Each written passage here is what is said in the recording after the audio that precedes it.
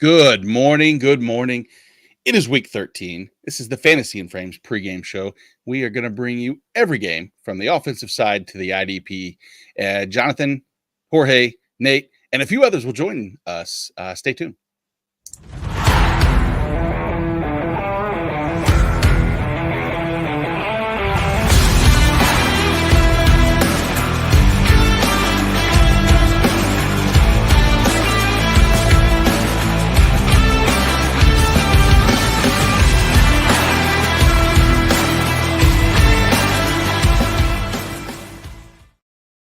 Yes, good morning. Week 13 is upon us. It is the holiday season, and hopefully we're going to open up a ton of, I would say, informative gifts for you as you head into your fantasy playoffs. Joining me this morning, Jonathan Klanowski. Jonathan, how we doing over in the UK, my friend? Is that a fair statement? Calling it you still UK? Do I need to change it by now? I can't keep up with world events anymore. No, still the UK, still a basket case. But yeah, no, all good. Feeling very wintry and Christmassy over here, which is nice. Nate and I, just before we started, having a good chat about how we are both starting Tim Boyle in separate leagues this week. It is one of those weeks. So I'm actually really looking forward to seeing like the most disgusting start and sit questions this week. Yes. Jorge, do you have your Epicap ready to just go ahead and purge all the bad start sit questions, or is it going to be spontaneous as a result of the questions? It's going to be straight up out of Family Guy, where everybody who's going to have the last piece of cake, and yeah, it's going to be hilarious. Great, can't wait for that. That must see TV for everybody, or must listen. Must TV, exactly. Yeah, so obviously, if you're new to this is the 13th time. We're going to go through every game. We're going to discuss start sits. We take all your questions, start sit questions. If you have any start sit questions and you're following us right now on Facebook and or on Twitter, jump over to the YouTube page so we can see all your comments. And then we will also discuss the defensive side of the ball. So we pretty much have everything wrapped up in a nice, pretty bow. I'm going to keep alluding to holiday events and things so that I stay in a positive mood, because as Jonathan alluded to, when you're starting Tim Boyle in a league, there is nothing good in this world. But it is what it is. Who is more available in your leagues, Tim Boyle or Joe Flacco? I'm curious. It was available was Flacco, but unfortunately, as we said, there's some leagues where I picked him up and starting him. I feel much more comfortable with Flacco than I do with Tim Boyle. Jonathan, you agree with that? Yeah, what a start to the week. What a start to the show. We're talking about Tim Boyle or Joe Flacco. Yeah, Flacco, I don't think was available. Oh, wait, no, he is available. Right, give me a second. I'm going to go pick him up. Last minute change makes me feel much better about this league.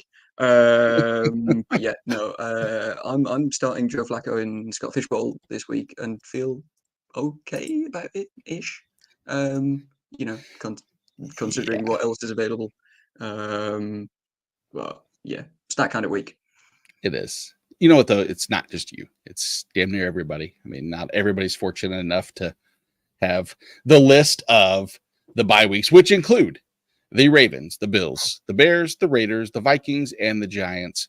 Kind of a good hodgepodge of solid weapons that are going to be missing. And luckily this is the next to last week for bye weeks. Next week, Washington, Arizona, and then we can wrap up bye weeks, but then we only have 3 more weeks of the regular season anyway. So at that point, is what it is. But let's start off this. You know what?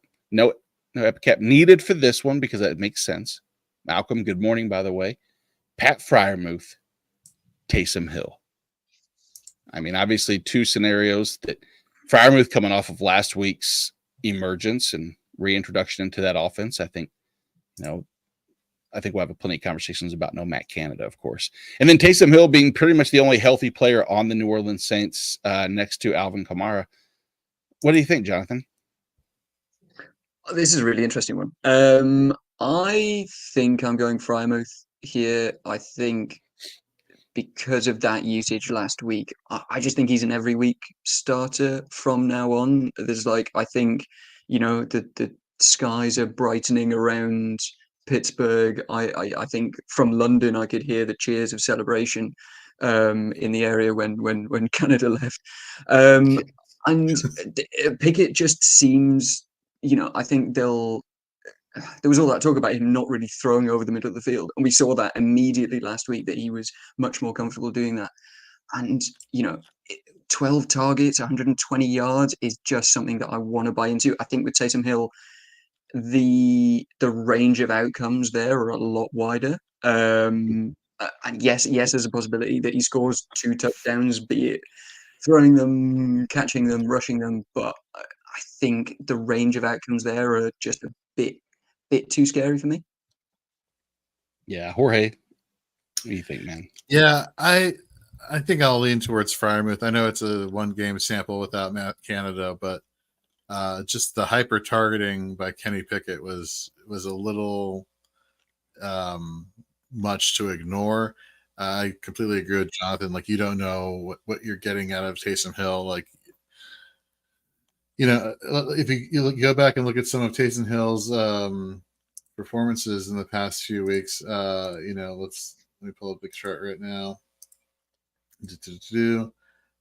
For half PPR, he can get you, in terms of targets, he can get you 8. He's got since week 6, 8, 5, 1, 5, 4. In terms of rushing attempts, it's been 1, 5, 9, 11, right? 1, and then week 12, 7. So it's very sporadic. So I think I'll roll with Freiermuth here. Yeah, I have Taysom Hill ahead of Freiermuth in my rankings right now. I don't know if I'm going to switch it or not. I think that Freiermuth is the one that I'd say I think his floor is much safer, but I think the ceiling for Taysom Hill is much greater, because at the same time, I do, and we'll get to Pittsburgh eventually, and I'll probably go out on a limb and be overly optimistic. I will tell you, I'm not the best DFS player in the world by far, but I have many a different lineup that involve Kenny Pickett and Freiermuth and or Deontay Johnson and or George Pickens that I don't look at. And if I win $1 million with Kenny Pickett at the helm, I still will not think he's a good quarterback, but I will probably, I'd buy a jersey with $1 million that I won, and then I would give it away to charity. I'm not saying thank you. He didn't do anything. All he did is his job. Do your job. I'm just kidding. That's not fair. I would take $1 million all day long. But guys, let's jump right into the first game. Start off with the Indianapolis Colts, 1-point favorite at the Tennessee Titans. It's a 42.5 point over. It's a revenge, it's a matchup. I guess number 2 of the season for them. They played in week 5. This week, again, similar to week 5. The Colts will be without Jonathan Taylor. Juju Brents is out. Right now, DeForest Buckner's questionable, but the Tennessee Titans are relatively solid outside of that. So not too many injuries on the Titans side. Colts, of course, without Jonathan Taylor means Zach Moss will be don't know what exactly. But Jorge, let's start at the quarterback position, if you will. I mean, I don't think that outside of super flex options, I'm looking in either's direction. Do you feel otherwise? No. You look at Gardner Minshew, just the performance just hasn't been there. It's no Minshew mania at this point this season. I think this is going to be a running game focused affair here. So no, I can't say if I had to pick. However, if I had to pick between Levis and Minshew, you don't have to. I think it's going to be upside for Levis, to be honest with you. But even though Minshew, I'd have to. God damn it! I hate this question. There's no question. Well, I don't like either. Interestingly, I do actually have this decision in a Superflex league because Justin Fields is on bye, and it's you also get an extra win if you are above the median score as well. Right.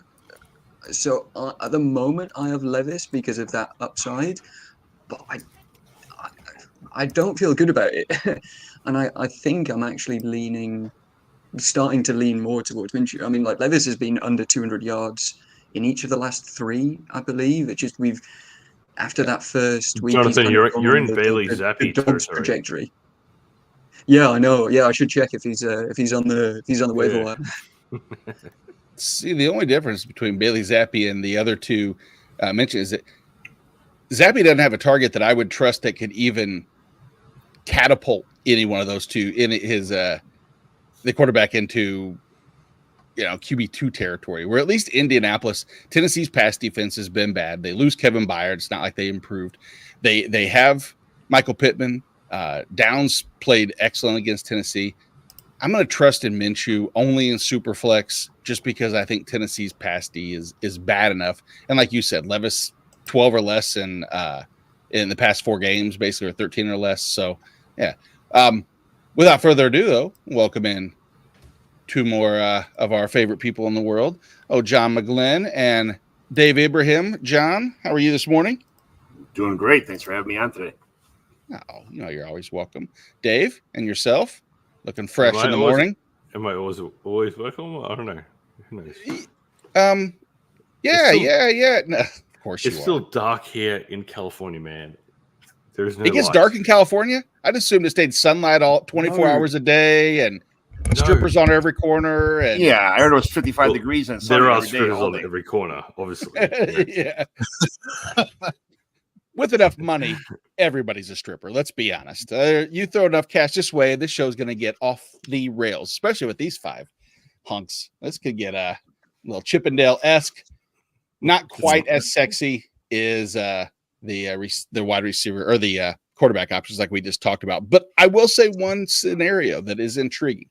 And I have to admit, I hate the fact that Zach Moss is a chalky play and a, quote unquote must start this week, but he has a backfield to himself. Last time against Tennessee, he had a huge game. And coincidentally, the Titans have only allowed 1 100-yard rusher on the season. Who was that? Of course, Zach Moss in week 5. John, jump on. Zach Moss, do you have any reservations about starting Moss this week against Tennessee? No, he's already proved that he can handle the workload. He's already proved that he can, take the ball, run with it, for lack of a better term. I had no problems setting and forgetting him, especially if he was my running back 2 maybe, or running back 3 in my lineup, like my first flex running back. I'd be all over that, man. I mean, most people are going to use him as a running back 1 this week because he's going to have all the volume. But as far as that's concerned, most people already probably have at least 1 or not 2 better running backs on the roster already. Zach Moss was an afterthought until earlier this season when JT was out, but then a lot of teams dropped him as soon as JT started getting the workload. Exactly. So a lot of people picked him up, threw him on their team, and when they already had a couple decent running backs, and now look at what I found. Zach Moss to get me right before the playoffs, right before the championship. This is the best Christmas gift or Thanksgiving gift you could possibly ask for, is getting Zach Moss just imported to your team for free. God, the fact that is the gift is Zach Moss. I would have returned it. I would have said at the beginning of the season, if you gave that to me, I would have thought you didn't like me, and I would have wondered what I did wrong. But yeah, I mean, looking back with the full workload, he's had just solid, consistent games. I mean, does he have a one-off game? Sure, but they trust him, and that's the key. Is they keep continuing to put the ball in his hands and doing so. So, pick 3 for IDP, Jorge. We're gonna get Malcolm here, and Malcolm also wants to know one thing too, because his previous question, John, Dave, if you had your choice between Freiermuth and Taysom Hill in this, you could pick one. We already kind of discussed this a little bit, but he wants to know your 2 opinions because he values you 2 very much. John? Between Freiermuth and Taysom Hill. Freiermuth had such a big week last week. It's kind of hard to ignore him. And the problem is that when Taysom Hill gets near the end zone, he's the guy. Like they don't trust the passing attack. They go from 20 to 20, like from red zone, from goal line to 20-yard line, and then the whole offense just sputters when they get in the red zone. So they have to have Taysom Hill in there doing magic stuff.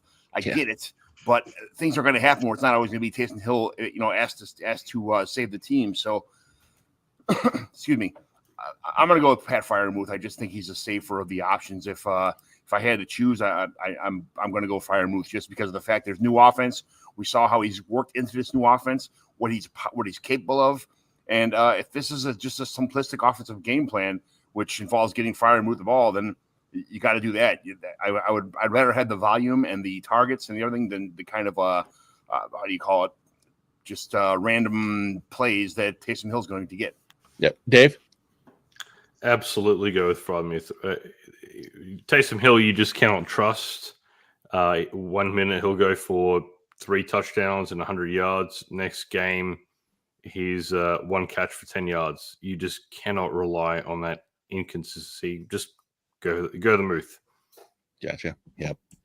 Understood. Looks like Pat Freiermuth is the answer there for you, Malcolm. And all right, Jorge, here you go. Pick 3 for IDP. Tackle heavy league. Nicholas Morrow. Yeah. Reed Oh. Blankenship. Uh-huh. Okay. Ernest Jones, Kevin Byard, or Blake Cashman. So we're assuming that Cashman and Perryman should be the starting linebackers, but you never know with Christian Harris and the rotation that they've had here at Houston.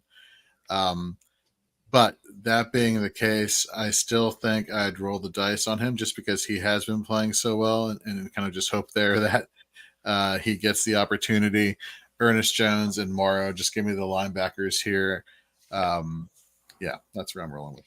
Yeah, I'm right there with you. The same thing. And I do think it's going to be Ashman, but at the same time, I think that there's going to be, I think Harris and Perryman are going to probably take more than anything. And you have to throw in Henry Tua. Can I ask you guys an IDP question real fast as a non-IDP player, but I'm very interested. I'm almost there. I mean, the polls out there, everybody's, I see the bait. At one point in time, I'm going to bite and get on this IDP train with everybody else, like my co-host JT and everybody else that does this IDP thing. I'm there. I'm right there with you guys. I'm almost there. But what's the differential in scoring? Like, there's half PPR and full PPR. What for a linebacker? What are the options that somebody would like? A non-PPR league would be, most tight ends are touchdown dependent, but Travis Kelce's going to get 5 or 6 targets or 8 or 9 targets or whatever it is every week.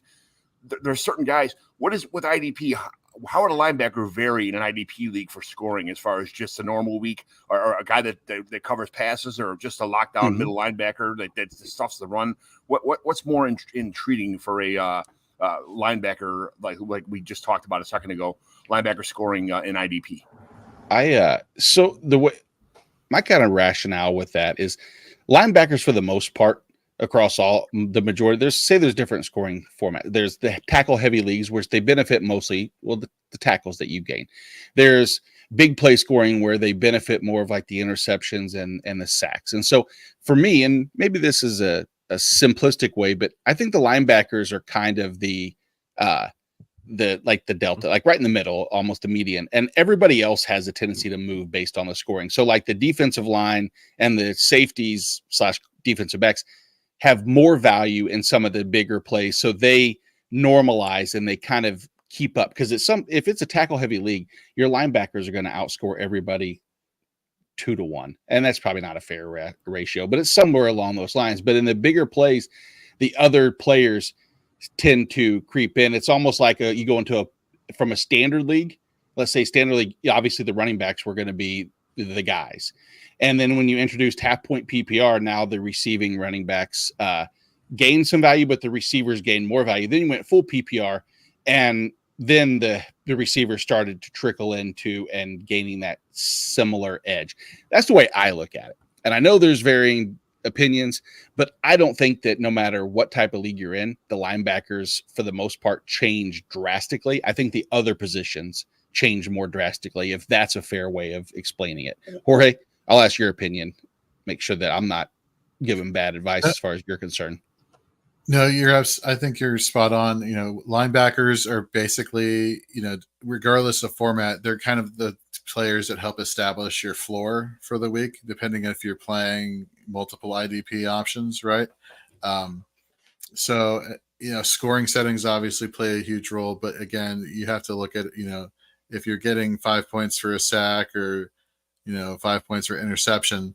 Well, let's talk about the sack first. And so in big play, you may want to target some of these more elite defensive linemen, edge rushers first, just to get versus going linebacker heavy in the beginning, and then hoping you get upside from week to week as terms of streaming options for your defensive linemen. But again, there's multiple ways to go about it. But think of linebackers and tackle heavy, strong safeties as your go-to. But I wouldn't tackle defensive back. See what I did there? I wouldn't tackle defensive back until later. I think linebacker is where you'd go to establish your floor, regardless of scoring format. Don't safeties lead the league, lead the team in tackles, generally speaking, most of the time? No, it's the linebackers who generally do that. So you have safeties play regardless. So the traditional way of looking at it, like free safety and strong safety, that is kind of like an outdated way of looking at these positions. It's more so much their alignment on the field. And so we kind of look at things in terms of like, are these safeties playing more box snaps, aka closer to the line of scrimmage? Are they playing more in coverage? Are they playing closer along the defensive line and blitzing more? So we kind of like want to look at like where they're aligned on the field per se. And there is a correlation between you have safeties who play closer to the line of scrimmage or as de facto linebackers that give you more of a fantasy, give you more of a higher floor in terms of tackle numbers. But it's mostly the linebackers for the most part, the inside linebackers, I should say, not so much the outside linebackers, because those get clumped into the defensive lineman category. Anybody whose job it is, whether you're an end or you're an outside linebacker, if your job is to rush the quarterback, you're clumped into defensive linemen as a group.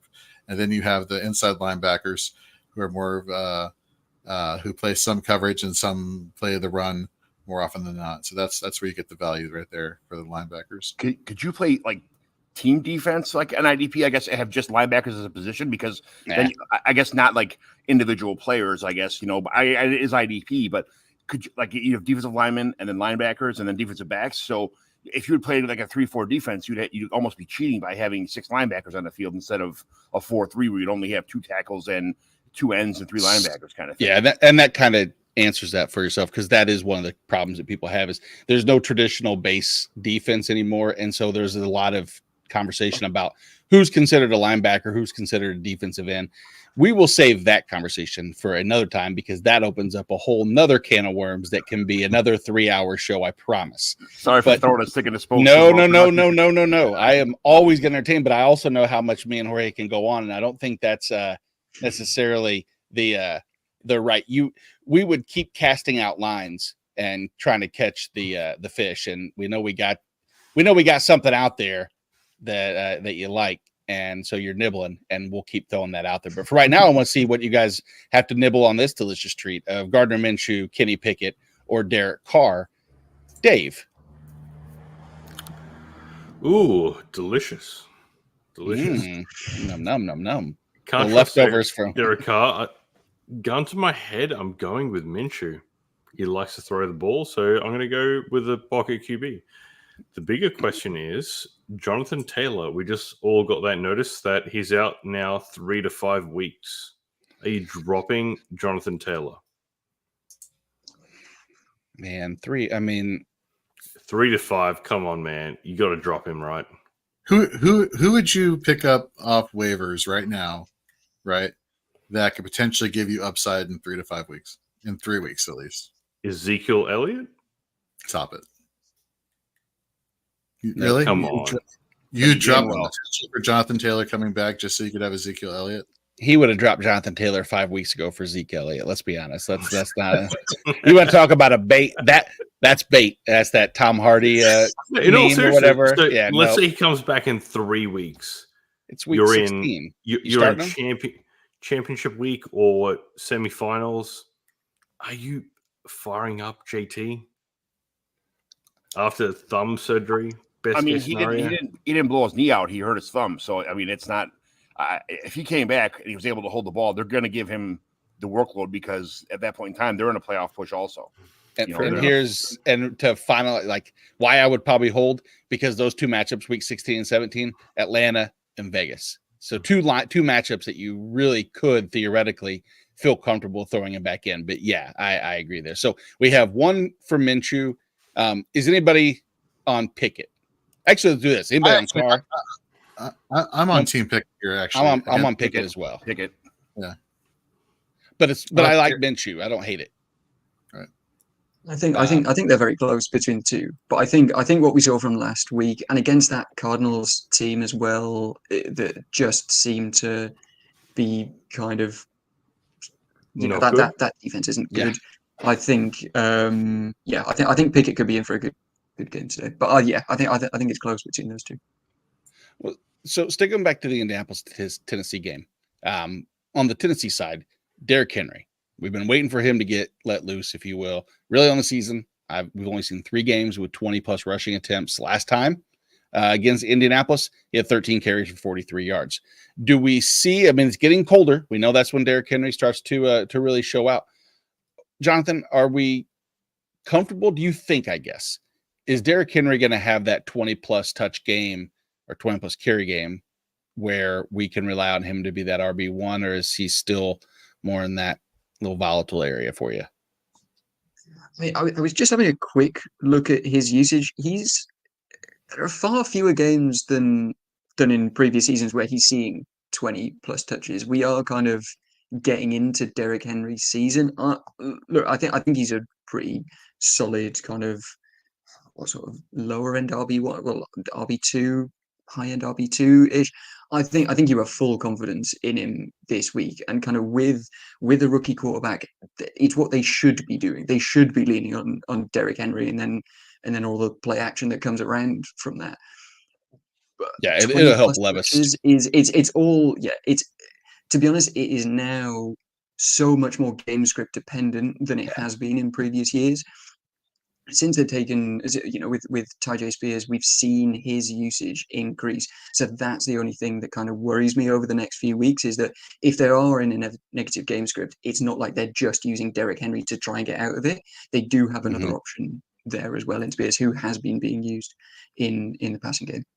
Absolutely. Jorge, last week, I believe you asked the question, rest of season, Michael Pittman or Josh Downs. And I think that it was Michael Pittman for the rest of the season as far as the consensus goes. But we saw Josh Downs have a good week. We also saw last time that they played that Josh Downs led the team in receptions and yards, 6 receptions for 97 yards. I think Pittman, most everybody's probably trusting as a wide receiver 1, wide receiver 2 with that volume that he's getting. But Josh Downs, just how high are you on him this week? Is he creeping into that wide receiver must start territory? Is he still flexing for you? So he's just outside my top 24. He's in 25 actually. I have him I have him at 25 above players like Deontay and Rasheed and Hollywood. And here's the thing. You mentioned that stat, the last time they played Indianapolis. Remember, Josh Downs at that point during the season, he was just slowly getting phased into the passing game. And he had a relatively smaller snap percentage than he has been getting recently. So I definitely, I'm all about Josh Downs. I think he's one of the best rookie wide receivers to come out of this draft class this year. And let's face it, one of the things I like about him is that he's a chain mover. You like the fact that he gets these short to intermediate throws. I think Indianapolis is going to kind of run away with this game, to be honest with you. I think too much pressure is going to be allowed to get to Will Levis. I think they're going to have a hard time establishing the run, even though I know we just started talking about Derrick Henry, and this is Derrick Henry type of year. But that being the case, anyhow, so I don't think I think it's more of a Downs game than a Pittman game, and I know that's kind of sacrilege to say in certain regards, but I do like the fact that he's one of those players who just keeps the clock running. Keeps the clock running. Feed it to the Zach Moss, okay, give it to Josh Downs, getting first downs left and right, just speeding up the game more so than my explanation there. So. No, and that's fair. I mean, it's like my explanation last week, or reason for that is that Pittman has on average a higher snap or higher target percentage than Downs has ever had in any week. But we also know, like you said, in week 5, Downs only had, I mean, he ran 85% of the routes. So it's not like he was running 30%, but at the same time, that was definitely down. Out Pierce was still running 100% of the routes, which is, ridiculous. Thank God that's gone. But John, on the other side of the ball, it's good old DeAndre Hopkins, who with Will Levis, I mean, he's been hyper targeted. The problem with the hyper target is that it's been hyper inefficient and hyper unproductive, if you can use the word hyper as a adjective for unproductivity. But what do we think against the Colts, who they don't have Juju Brents, who's one of their better corners? Their secondary isn't the strongest secondary. Can we expect Will Levis to actually produce or lead DeAndre Hopkins to that wide receiver 2, wide receiver 3, hope that we have for him? I said this all the time. I don't understand why, if I'm Will Levis, we saw how good that combination is when he throws to Hopkins. If I'm Will Levis, I'm throwing the ball to Hopkins when he's drinking water on the sidelines. All game long, I'm going to pepper him with targets. I'm just going to keep throwing the ball to Hopkins. Let a pro do what a pro does. And that's what Hopkins is. And I'm not really sure why Levis tries to be cute or tries to make Hopkins is on the team for a reason, man. Throw the ball to him. You see what he does when he gets these targets. He makes magic happen. I don't understand why Levis isn't peppering him with more targets. I mean, he should be getting 10, at least 35% of the target share every week. I mean, that should be the norm when you have a guy like Hopkins. Because, I mean, he's not there for a long time. He's there for a good time, man. So you better have a good time while he's there. Yeah, I do like you what? Chigakonkwo. I do like his. It hasn't been like great usage. It's not like elite tight end usage, but he has been targeted more so with Will Levis. Let's go back to week 8, 5, 4, 6. Week 11 was a dud with 2, but 5 last week. I don't mind him this week with all these teams on bye, to be honest with you, having him as a high upside play here. Yeah, the one thing they need to do with him is, like we saw in you go back to like week 5 and you look at this week, and some of those games where he had the heavy target volume, they might have been low ADOT, but he has that ability after the catch to do good things with the ball in his hands. That's why many people liked him, myself included. And so hopefully we'll see that a little bit. Will Levis makes me uncomfortable. I really wanted to jump on the Levis train and believe in it, but it's just kind of derailed as of late, because that would, like John said, looks like he should throw the ball to DeAndre Hopkins on the sideline with water in his hand. I feel like he's throwing the ball to people on the sideline with water in their hands on accident. And I don't know if that's a good thing or not. But from the IDP side, Jorge, let's go ahead and hit on some of those. Sure. So let's start at the back end here for Tennessee. And we talked about him on Shoot the Gap. I actually love the increased role that Kayvon Wallace has had. I know I had him as a waiver wire pickup because I know a lot of people dropped him earlier in the season, and rightfully so. And coming on in replacement of Budda Baker, he played lights out. He played primarily close to the line of scrimmage. You rarely saw him in coverage.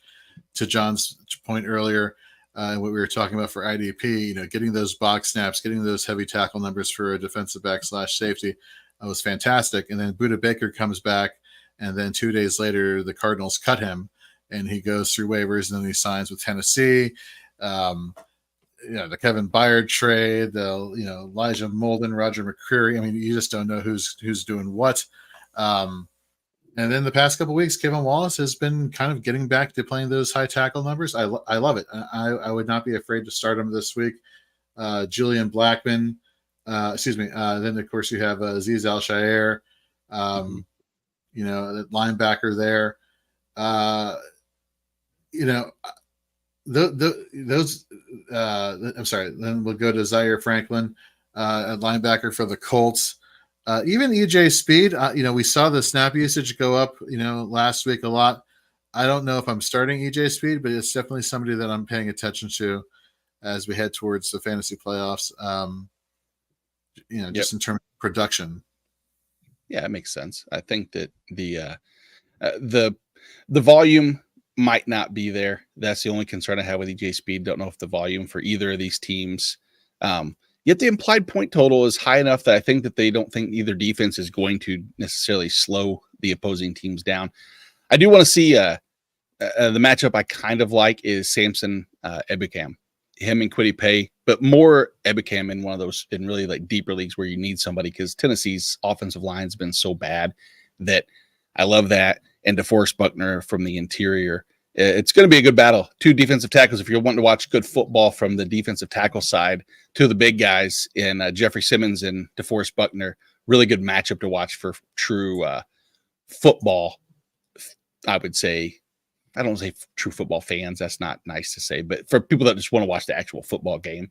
And John, that's the one thing with IDP that I'll tell you. If you, as you get into it, you'll start finding there's the idiosyncrasies of the game of football that you understand so well will really help your IDP knowledge. Like and the that's Iowa Michigan game last night where it was all defense. It was absolutely awesome. yeah, and it can be. It's just if it's good defense and it's not just piss poor offense like that, that's a fun game to watch. I'll watch that all day long, but I'm a Big Ten person, so that's pretty much been my entire life, unfortunately, is watching that type of football. Illinois football aside, I know that we don't need to talk about that, but let's talk about the Chargers at the Patriots. Dave surprisingly jumped off just in time before we start going into his Patriots because, well, he's wise enough to know that they are only 5.5 point underdogs, which I guess that's because it's at New England. But Chargers 5.5, 40 point over under. Out for the Chargers and the Patriots will be Jasir Taylor at corners. Out for the Patriots, Demario Douglas, Kayshon Boutte. Zeke's questionable. Riley, the two names to pay attention to, Riley Reif and Trent Brown, offensive lineman for the Patriots, trending in the right direction. If they play, obviously will help their chances, boosts up some of the offensive players. Questionable for the Chargers is Keenan Allen, but we know he's gonna suit up. Let's start with the quarterback, and that we know Justin Herbert maybe not hit the ceiling that we projected, but we know he's going to be on our roster. The question I have is there any floor that you would start? How low can we go on the New England quarterback side? I mean, doesn't even warrant a conversation. So I'm going to move on because let's not waste our breath on that. Do you want to waste our breath on a good start sit question at quarterback before we jump into running backs? Because this is one that I think is going to happen to a lot of people. Albert has CJ Stroud, Trevor Lawrence. Lawrence obviously coming off one of the best games of the season. CJ Stroud is just CJ Stroud. Jonathan, I'll start with you. What do you think, man? This is tough. I think I'm going Stroud. I think I just have more confidence. It's really tough. I think I'm really looking forward to that. Houston Denver game is one that, if you'd circled it earlier in the year, you'd or before the season, you wouldn't have cared about it at all. And now it's this really interesting AFC playoff potential matchup. I think I'm going Stroud. It's just been so solid for the last few weeks. I think Tank Dell is supposed to play. I think I'm correct in saying. Tank Dell, Noah Brown's. Looks like everybody's trending to play except for Dalton Schultz. Yeah, so with all of those weapons there, I just feel as though it's a little bit safer. Lawrence obviously has looked a lot better, but it has been a lot more up and down. So I think I'm going Stroud. Jorge, yeah, which way you lean? I'm going Stroud also. Trevor Lawrence, we're hearing, well, we're seeing the reemergence of Calvin Ridley so far. He's been playing pretty solid in recent weeks, so he's kind of getting back into form in terms of what people's expectations were. But my concern here for Trevor Lawrence is how balanced is this team going to be? Travis Etienne is playing on Monday night, but he has the banged up situation with the ribs. How much does rookie Tank Bigsby come into play here, if at all? Just throwing that name out there. Whereas Stroud, you just see him regardless of the matchup, no matter how tough it is. This guy just makes plays out of nowhere. It's really something that I don't think we've seen by a rookie quarterback in some time. So give me Stroud. And John? T-Law. I'm taking Trevor Lawrence. I think I'm a huge Trevor Lawrence fan. First of all, I think that his he just has. Don't take Stroud has been so impressive this year. It's hard to say anything bad about him at all. I just like Trevor Lawrence a little bit better, and I think they're going to be pretty much the same. They're in the same like little nook of rankings, probably. I just think that Trevor Lawrence has maybe a little bit more rushing upside. That's the only difference. But I think you can't go wrong with either one of them. If that was your dilemma, it would start one of those two quarterbacks. You're in a pretty damn good spot. So I'll take Trevor Lawrence just because I think that rushing upside might be his savior in here. But they're probably both going to do the same thing. 250 to 300 yards. Maybe 2 touchdowns a piece, something like that. Just a couple more rushes for Trevor Lawrence. That's about as far as the only difference I could see. Yeah, that's actually been the right. What? Sorry, I was just going to say that you have to count your blessings that you're not having to start Joe Flacco or yeah, as Nate and I were saying. So yeah, just count yourself lucky. That's Albert for you. What a jerk, coming in just throwing his superiority in our faces to show us how good he is. I have Stroud one spot ahead of Lawrence. I love both. I do think that Denver defense is a little kind of crapped on after the Miami game, but they played pretty decent as of late. They've held some good quarterbacks to bad games, but I just feel like I would probably lean Stroud just a little bit. But God, I do like Trevor Lawrence a lot too. It's a good problem to have. Denver has been, if you watch any of the Denver football games, they have been playing very well lately. It's not so much that they're making the big plays; they're just being consistent. It's just nice for them to see extend drives, on critical plays and just they're playing smarter football. I guess I'll put it that way, and to have all their stats completely whitewashed with one bad game is clearly not fair. If they took that game out and just averaged all their stuff together, they'd be a much better team a much better defense anyway than what people give them credit for. Oh, absolutely. Yeah. Just from week 6 on, this is the list of quarterbacks they faced, by the way. Patrick Mahomes, Jordan Love, Patrick Mahomes, Josh Allen, Josh Dobbs, and then the combination of DTR and PJ Walker. And in those matchups, you're talking, no one scored over 20 points. Right. None of the quarterbacks. So, that's not a knock against CJ Stroud, but because I've seen Patrick Mahomes play this year a lot, and it hasn't been as fantastic as what we would have expected. But Josh Allen, a hot Josh Dobbs at the time, all under 20. You're in a good spot, Albert, regardless of what's going to happen there. Back to the Chargers and the Patriots. Like we said, we know Justin Herbert's going to be starting. We're starting Austin Eckler. We're starting Ramondre. But either of you guys or any of you three, are we all just down on Eckler? Do we think this could be the rebound? Jorge, I'll start with you because I'm intrigued to hear what you think about Eckler. It hasn't been all rainbows and lollipops. Is that this? Right. Whatever. Yep. Rainbows and lollipops. Yeah, I think that's how it goes. Yeah. Thank you. That's what everybody wanted to hear is me sing that song. We go back to week 9.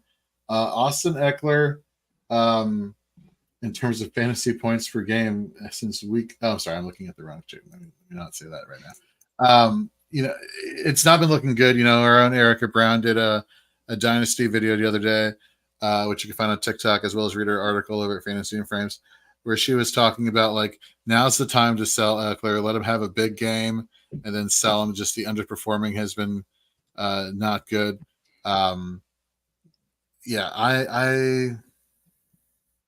He has been the RB9 since week 9, coincidentally scoring 13.1.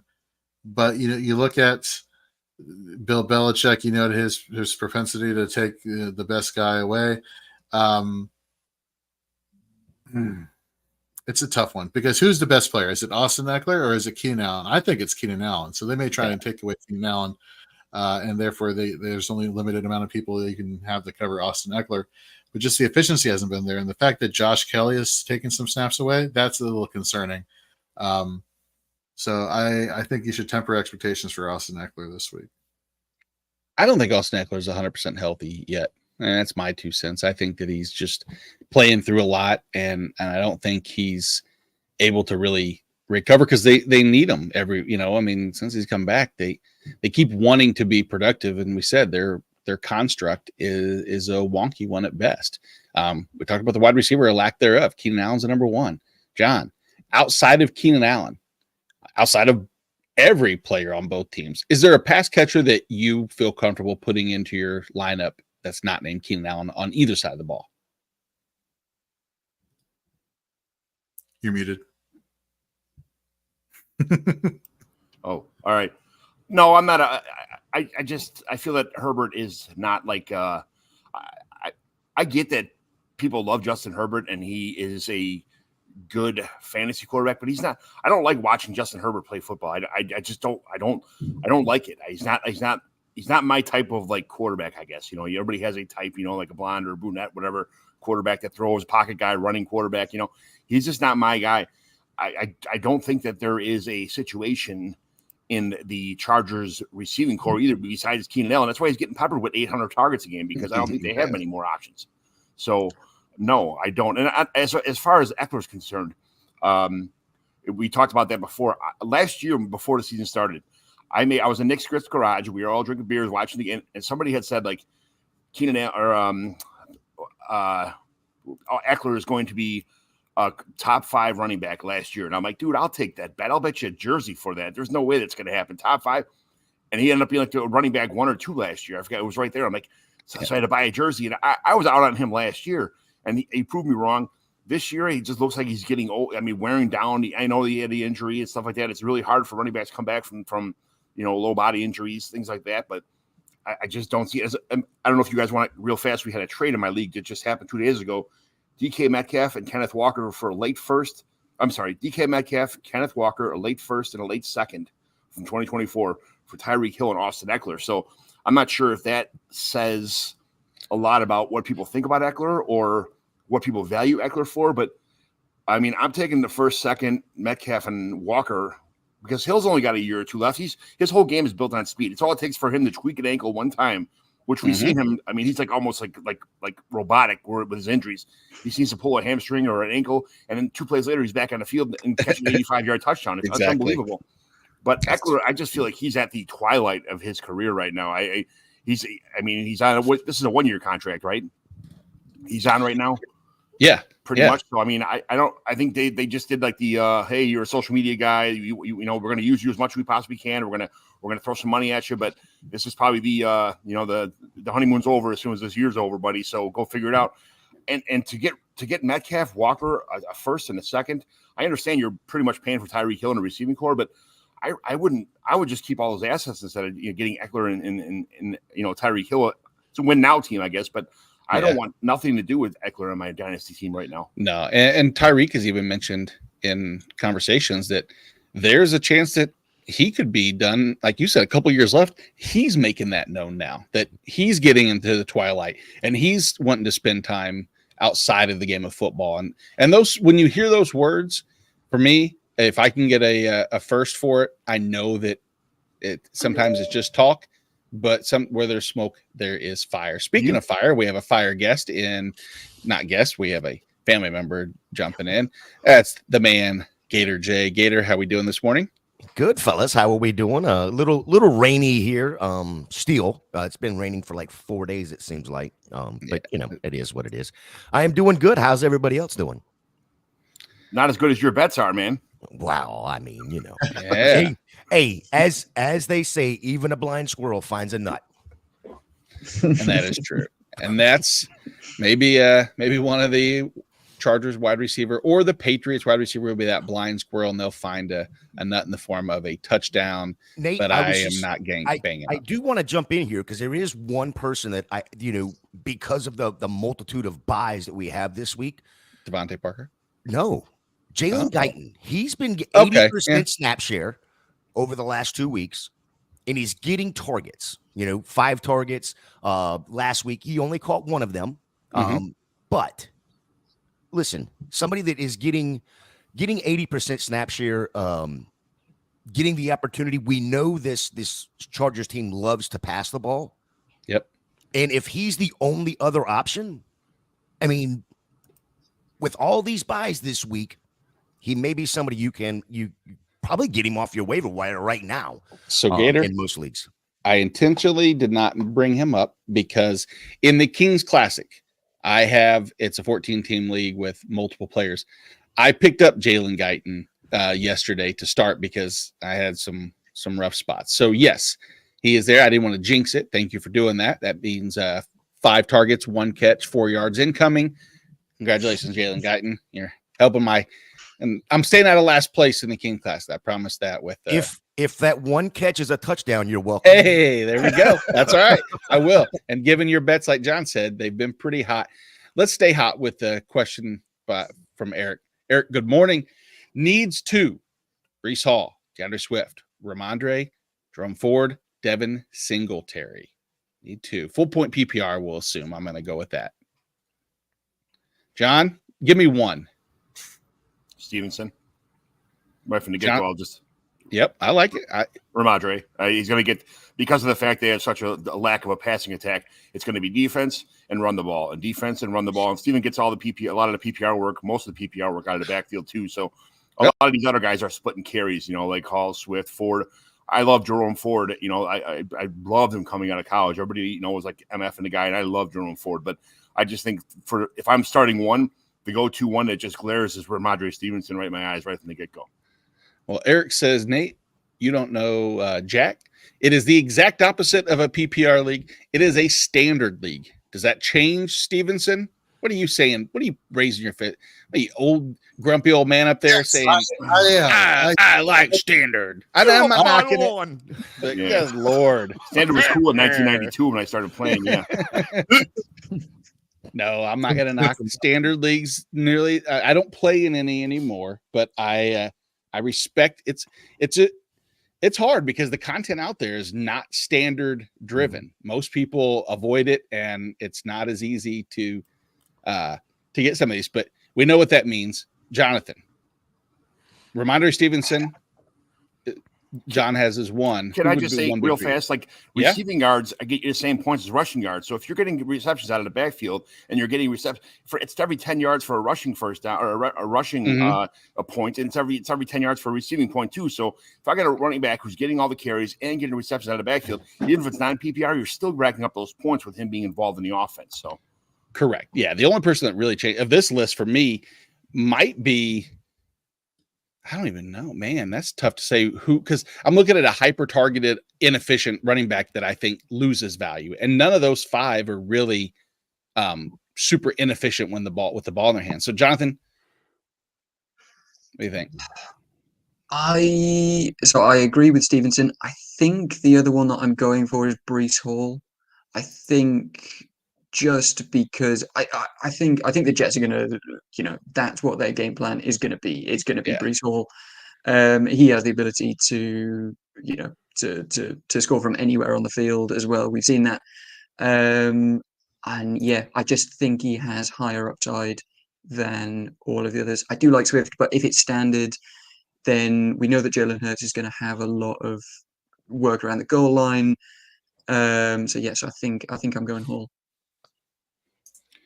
Either Jorge, Gator, any other names out on that list besides Ramondre and Breece Hall that you may start, Jorge? If Dameon Pierce wasn't coming back this week, even though I don't think he's a threat to Devin Singletary, 5 yards per carry, 5.1 yards per carry, had a down week last week against Jacksonville, 3. Has a good matchup against Denver, who allowed the most running back fantasy points in half PPR.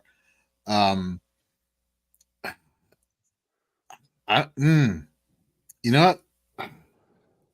I get what you're saying with Breece Hall, but it's been a good mix of targets and rushing attempts there. We haven't really seen a full traditional bell cow 20 attempt game in a while. So, man, I think I'm going to go. I think I'm going to ride the hot hand with Singletary and Stevenson. I think I like the matchup there based off of matchup. Gator, you want to do a tiebreaker? No, I was actually right there with Jorge on this. It's Singletary for me because even though it's a standard league, I mean, you're talking about a guy that he's still getting the rushing yards. He's still getting the receiving yards as well. Like John said, with it, you're not getting the points for the reception, but you are getting the yards.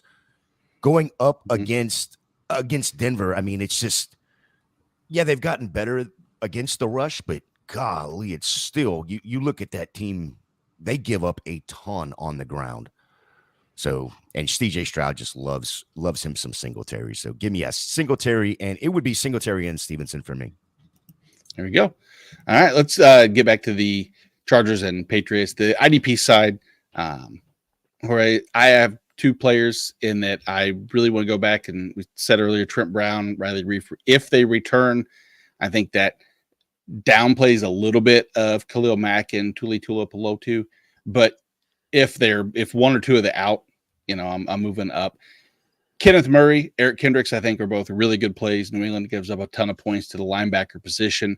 And then Derwin James is a must start, but Alohi Gilman, we've talked about.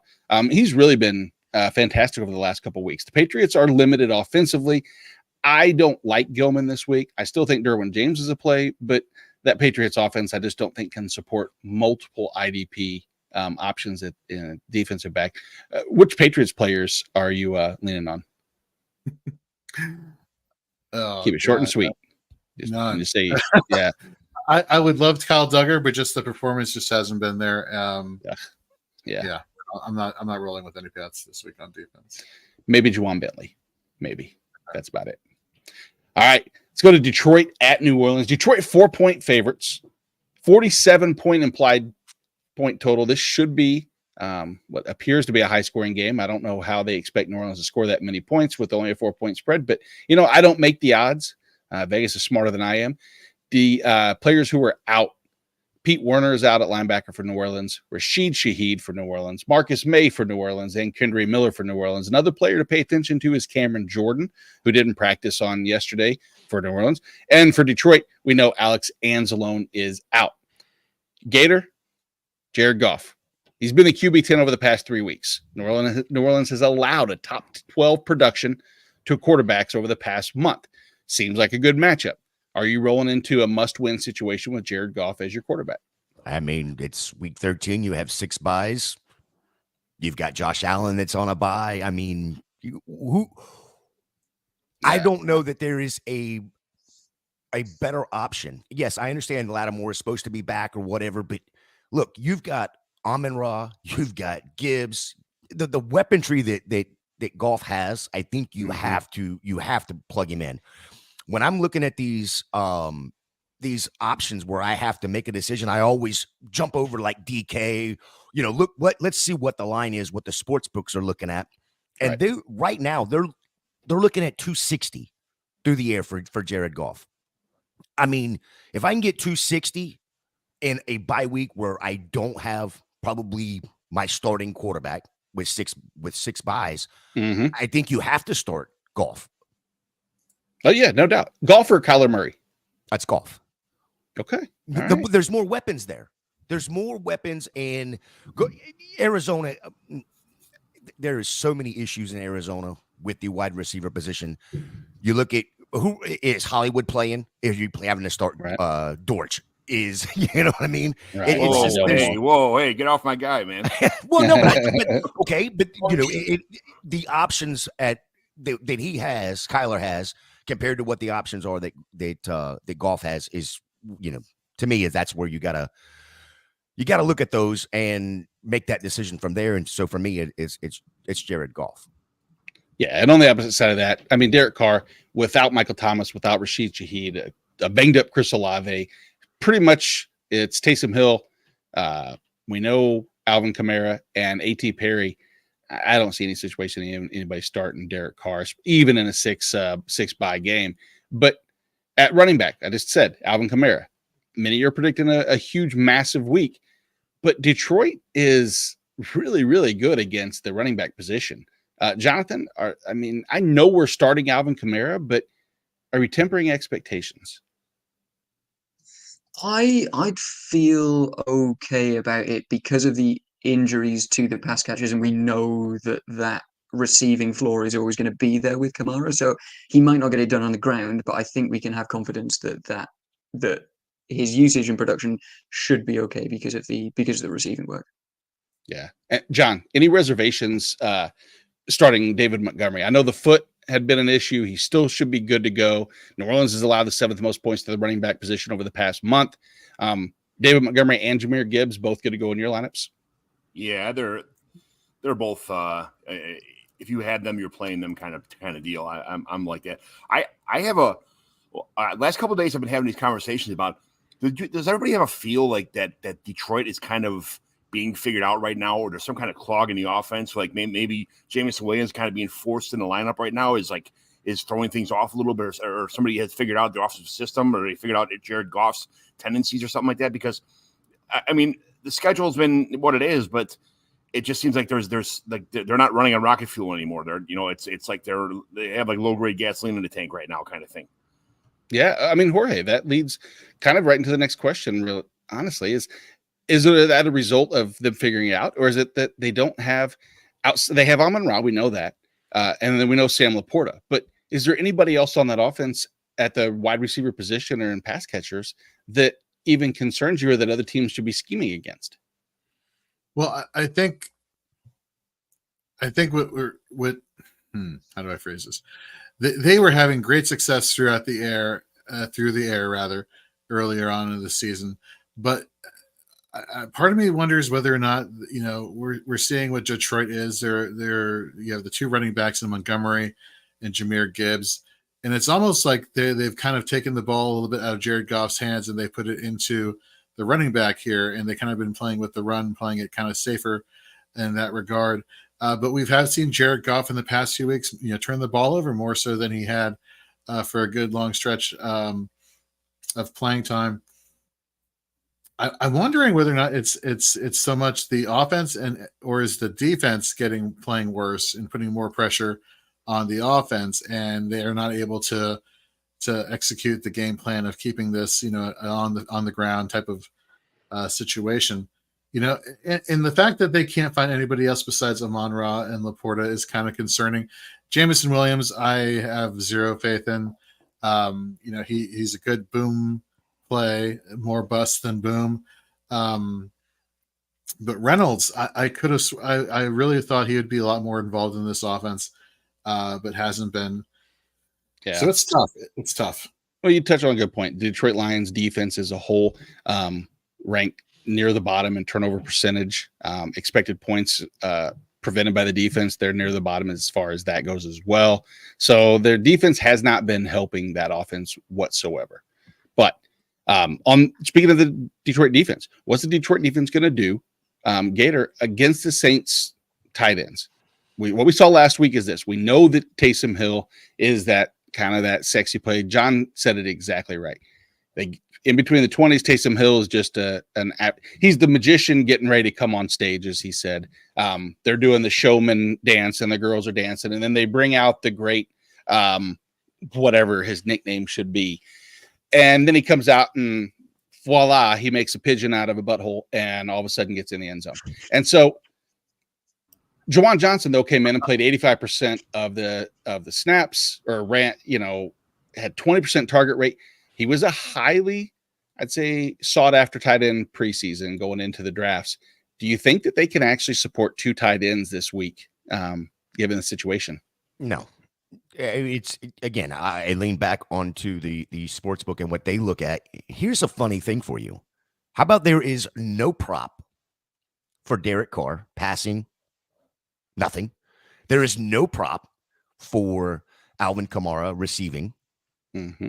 And the prop for Juwan is like 20 yards.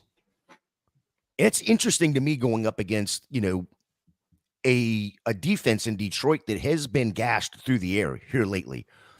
And so I'm not touching anybody in this offense because you don't know. We don't know what Derek Carr is going to be. If it was Jameis Winston back there, I think there'd be some lines, especially some interception lines. At least there's not even that for Derek Carr. But I guess in a situation, again, going back to what I said a minute ago with having the 6 buys, there's going to be situations where you have to start him. But man, it's going to be scary putting either Taysom or Juwan into a starting lineup because you just don't know. Yeah, to add to that too, if I'm looking at the last 4 weeks, the Lions have only seen 14 targets to opposing tight ends. I don't know if that's just a process or a product of the teams they're playing or one of those weird one-off situations, but maybe not the most productive situation for Juwan Johnson. On the other hand, like we said, Sam Laporta's in a smash play because New Orleans has been very generous to opposing tight ends over the past month. Well, Jorge, going to what you just said there, you're playing against Vegas, rookie tight end. You also got Green Bay with an injured and both rookie tight ends. And then you add in Chicago and the Chargers. But, I mean, it's still – those are your last 4 games that Detroit's played. So that may be the product of why Detroit hasn't seen a ton with defensively with tight ends. Yeah. Chris Olave is probably going to play this week. So – you got A.T. Perry, Lynn Bowden, Keith Kirkwood. It's Kamara gets a lot of catch on the backfield, but this might be a busy week for tight ends. I would take a flyer on Johnson. I don't see why somebody's got to be involved, and it can't just be it can't be just Kamara and Olave. I think someone else in here has got to be the third piece of the pie kind of thing to help out the offense move. And if it's going to be a linebacker at some point on Juwan Johnson, we know that's going to be limited in Detroit because the depth is already getting depleted quite a bit. And so it's tricky. That's the hard thing. Because like we've all said, New Orleans is not exactly the team that we want to bank on to be offensively manifesting points. How about defensively manifesting points, Jorge? Because New Orleans can produce that potentially against what we hope is a potent Detroit Lions offense. Yeah. So with Pete Werner out, Mr. #tackle machine, DeMario Davis is automatically getting a bump there. Mm-hmm. I love Carl Granderson, whether it's with Cameron Jordan. This is actually going to be an interesting test, though, I will say, for Carl Granderson, because one of the things he's always benefited from is having somebody on the other side, at least drawing attention away, even though it hasn't been really warranted for Cameron Jordan this year for IDP purposes. But I still like Carl Granderson. I like what he does. I like his win rate. I love his performance. I think he's definitely a deal 2, deal 3 for your fantasy leagues. Going over to the Detroit side of the ball, I like the idea of Aiden Hutchinson, but he's starting to become a little bit too sack dependent and doesn't really, for me. And Nate, you and I, we've had this discussion before. I do like my defensive ends and edge rushers to have a little bit higher of a tackle floor, just so that it gives the added boost to the big plays, like the sacks there, or the quarterback hits, or the TFLs. And we haven't been seeing that so much from Aiden Hutchinson. So that gives me a little bit of room for pause. So I think he's an okay start. I think the linebacking situation is a little bit more of an interesting one. Alex Anzalone is going to be missing some time. What is it, like a wrist or a hand injury, something like that? Mm-hmm. And so Derek Barnes, in terms of snap percentage, has been playing a lot more. He was the LB2 next to Anzalone's LB1 on the team. So that means Jack Campbell probably should be seeing an increase of snaps, but his tackle efficiency hasn't really been there. So it's really, if I had to pick one linebacker for Detroit, it'd be Derek Barnes, but I don't like it for overall fantasy purposes. Yeah, and the good news is with Carl Granderson, as you mentioned earlier, is even if Cameron Jordan doesn't sit, or does, regardless, Carl Granderson's staying on the same side. He's staying on that right outside edge. He doesn't have to go against Penei Sewell, which is automatically a plus, because I sit anybody going up against Sewell. I don't want to sit like an elite player, but it does cross my mind.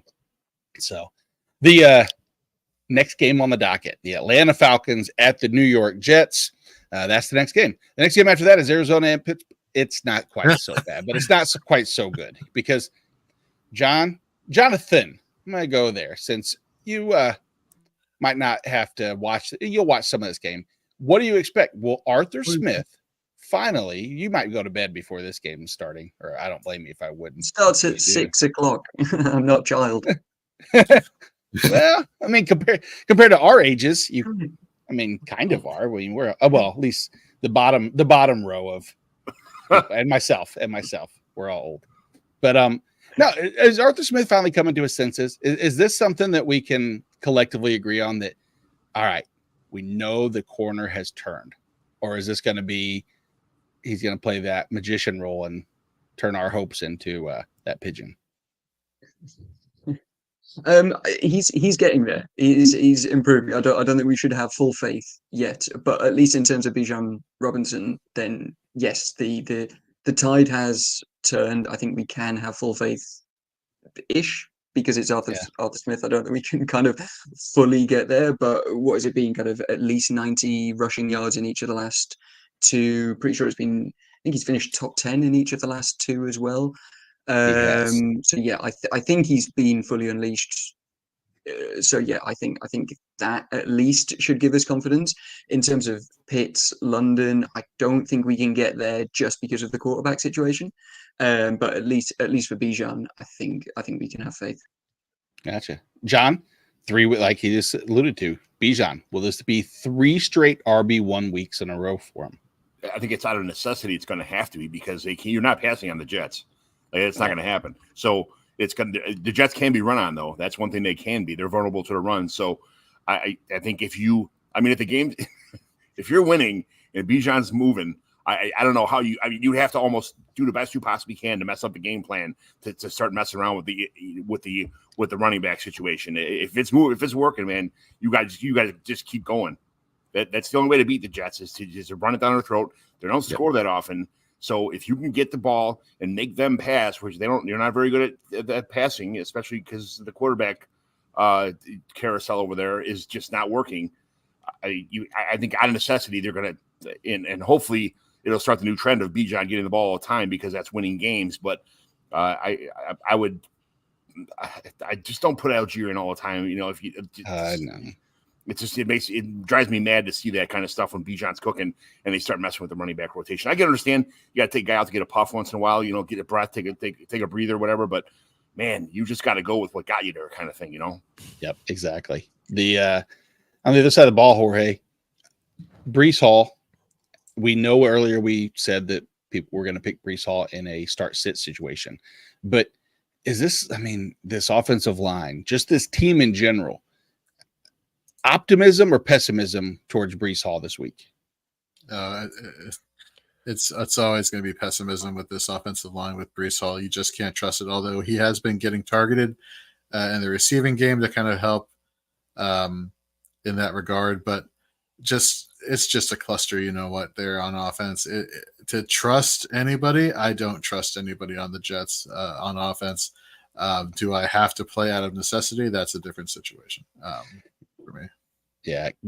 Gator, you jumped in. You didn't get to participate in the who's starting Tim Boyle conversation that Jonathan and I are having. So we're hoping that the answer to this question is going to be a resounding yes. Will Garrett Wilson with Tim Boyle? Who's Tim Boyle again? Exactly. Exactly. Hey, I got a quick fact for you, or a quick interesting nugget for you. With this game, the Jets are starting their 3rd quarterback already this year, right? With Tim Boyle, Zach Wilson, and of course Aaron Rodgers starting the first game of the year. Can you name the other team, or the only other team in the league that have started after today more quarterbacks? This season or what? This season. That started more, so that after today will have started more quarterbacks than the Jets. Tennessee. What? Cleveland. Cleveland. Yeah, DTR, Watson, PJ Walker, and now Flacco. Flacco is starting today. I heard that and I was like, holy smokes. You have a trivia question for me. I have one for you. Okay. How many times has Kyle Pitts gone over 50 yards in the past 6 games? Oh my God. Is there a 0 on this answer? Yes, it's open-ended. You can answer 0. You can answer I'm gonna answer once. One time he's done it. You're wrong. It's 0. Should have went with 0. I thought that says a lot. No, I don't do trick questions when it comes to Kyle Pitts. It's just rip the Band-Aid off. We just discover how bad it's going to be. Jorge, rip the Band-Aid off, and let's talk about there might be some IDP options in a game, despite the fact there's a 33-point over. I think there's still a chance that we see some relevance on that side, on the defensive side of the ball. What do you got for Atlanta? Man, so I'm not trusting any edge rushers for the Falcons. I do like Caden. I do like Ellis over Landman, a linebacker. Defensive back, that's a little bit more of a tricky situation because what was his name? Here we go. DeMarco Helms came on in relief of Richie Grant last week. Yep. So that automatically tells me, all right, Richie Grant is no, not happening. Jesse Bates, man, the guy just makes plays, right? But I don't think they're going to be airing the ball enough around for him to actually be really beneficial for you playing in coverage. So that kind of negates that, although you may have to start him. I'm not liking it, though. This particular matchup, going over to the Jets, man, the rotation still just gets me for this defensive line. I wish they would just make up their mind on the edge and figure it out. Quinnen Williams just hasn't been producing sacks at defensive tackle this season. They've just been doubling him up, so he shouldn't have been a start for you. And if he is in your lineup, I would swap him out for somebody else with a little bit more upside. Linebacking situation, you're always starting CJ Mosley. Quincy Williams' tackle volume has been kind of like fluctuating as of late. He started off the season being the 1A. But he's an okay start, but I wouldn't feel comfortable per se. I guess Jordan Whitehead, maybe, probably. If I'd have to say, if I had to trust Jordan Whitehead or Jesse Bates, it'd be Jordan Whitehead here in this situation. Jorge, quick question for you. Looking at last week, Tim Boyle did put the ball in the air almost 40 times. Does that make you look at these defensive backs for Atlanta, in a position specific league a little bit closer? Like looking at like cornerbacks for corners, safeties, in order to plug them into your starting lineup. Yeah, knowing that they're going to allow him, or at least they did allow him to put the ball up 38 times. I wouldn't. No, I still wouldn't do it. I wouldn't touch it. No. I don't see them being able to get 38 pass attempts. I mean, last week was a one-off more so because the Dolphins scored so frequently and fast that they gave him much more opportunities. I think this is a slow, meticulous, much more boring game. I think that there's a case to be made that somebody in the secondary can pick them off just because I don't expect the accuracy necessarily to be a strong suit.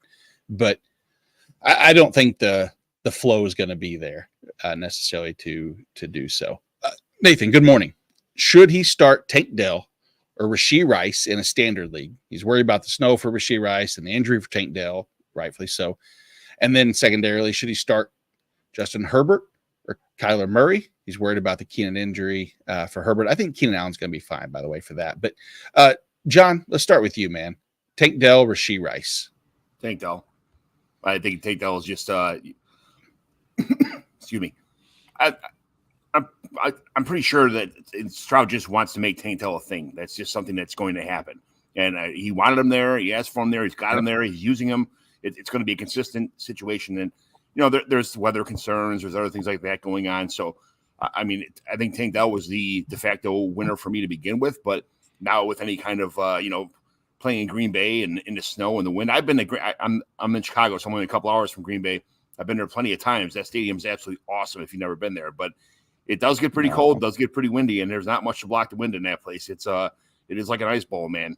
So if I had that situation, I'm 100% starting Tank Dell. Jonathan, we haven't even had a chance to, talk trash. Our teams are playing, for crying out loud. And now, granted, they are. So obviously you're starting Rashee Rice because you know just how dominant he's been over the last 2 weeks, right? Against the Packers defense. Naturally. But actually, are you starting Dell or Rashee Rice? No, I think I'd still go. I'd go Dell. For all of the reasons just listed. I mean, even in standard, it's. I think it's pretty. As it's just been said, he has been the go-to guy. He's had double-digit targets in 3 of the last 4. Thinking standard, he's just checked. He's finished top 15 in each of the last 4. So yeah, I feel pretty confident, even with that injury, that he's the guy there. Yeah. Is anybody on Rashee Rice side? I'm not on Rashee Rice side. I would love to have it, and I like the fact that he leads the team in red zone targets, surprisingly, as far as wide receivers go. Travis Kelce has 14 to his 12, but I mean, Tank Dell only has 8. Does that have any bearing on this whatsoever? I'm the biggest. Go ahead, John. Go ahead. I'm the biggest Rice fan there is. I mean, as far as I love him. I overpaid to get him on every one of my dynasty teams. But, there's situations that call for you to insert players when they need to be inserted. And this is just a Tank Dell week.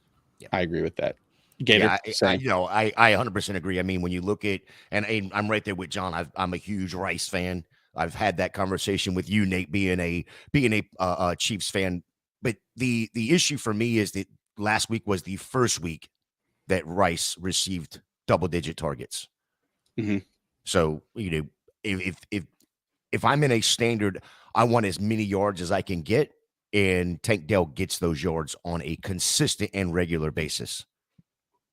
Yeah, no, I'm not doing anything. The good news is from a Rashee Rice manager standpoint is it has now been, last week he set highs in basically every category for himself: routes run, target per route run, target percentage.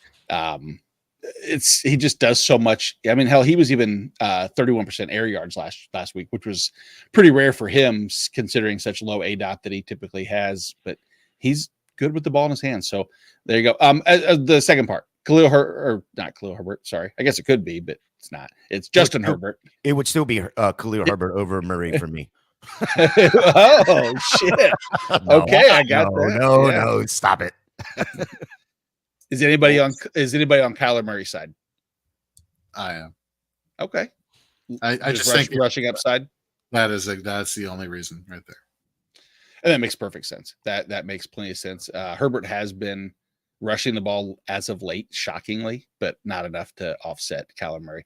Let's move to the Kyler Murray game. Arizona at Pittsburgh. Pittsburgh 6.5-point home favorites, 41-point over under. Out in this game for the Arizona Cardinals, Michael Wilson, Antonio Hamilton, and Starling Thomas, 2 of their starting corners. Questionable right now was Hollywood Brown, Trey McBride, and Jalen Thompson. Pittsburgh really without no injuries whatsoever, but Arizona has, I think Hollywood Brown's going to play from what all accounts I've seen. Jalen Thompson looks like he's going to play. And before we get into it, let's answer this for Mark and Souls. He needs a flex play, half-point PPR.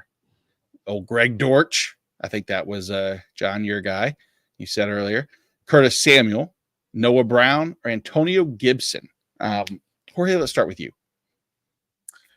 I like Gibson just because I think, let's face it, Miami's going to put up some points against Washington, and Gibson, as well as Brian Robinson, have been really incorporated into the passing game. But I think it's Gibson for me out of these just because of the game script and necessity. And Sam Howell just throws the ball more than anybody in the NFL. So that's why. There you go. Jonathan? I do like Gibson this week, but I think I am going Curtis Samuel. I think, he has had some down weeks recently. Saw a massive bounce back last week. And I just think given Howell's, the way that they're using Howell and the amount that he's throwing, I think there are going to be enough targets for multiple wide receivers there, especially in a game where I think they're 9.5-point underdogs. So I think he's going to be throwing a lot again. So I think Samuel, I think he offers you the safest floor there. And John? The answer is always Antonio Gibson, first of all, before we start this conversation. But I will also say that I just think that playing from behind this entire game, Gibson's probably going to get the most usage. He'll get a handful of runs, but he's on third downs in when they're in passing situations, and it's definitely an Antonio Gibson situation. I think he's going to get used more than anybody else on this list right now. So I'm going to go with Gibson here. Gator? Yeah, as much as I want to agree with John there, it's Curtis Samuel. With what they did last week, going up against Dallas, one of the best Ds in the game, and Curtis Samuel threw up 100 yards on 12 targets, only playing 55% of the snaps. So I want to be on the side of Curtis Samuel, especially with the way Sam Howell is trying to pepper him with targets now. Yeah, I will break the tie. I'm going to lean Samuel for only two reasons. Two reasons. Number one, matchup against Kader Kohu. I like Kohu allows damn near 130 passer rating. And secondarily, I worry about Antonio Gibson's high value touches. I know the PPR touches are valuable, but he hasn't had a red zone touch since week 7. So it's the only thing that has me a little concerned is, can that change in a drop of a dime? Of course. If they're behind, they get into it. They don't bring Brian Robinson in. Absolutely. Game script and situation can deter that. But that's the order. I would go both the commanders. It would go Samuel, then Gibson, and then probably Dortch and Noah Brown. It's kind of gross there towards the end. But we're talking about Arizona. We're talking about Greg Dortch. We're talking about Kyler Murray. Gator Kyler has been the QB 13, QB 6, QB 9 in his 3 starts. Lack of weapons maybe limit his ceiling, but do you agree with Jorge in that his legs bring enough upside for him to be a wide receiver 1? I know you were joking earlier about Kyler and Khalil Herbert over him, but just how low are you on Kyler? Going up against a pretty damn good Pittsburgh D, I think I'm going to fade him pretty hard this week. Going up against the Rams last week, you only had the 2 yards rushing, so I don't see the big rushing upside this week going up against Pittsburgh.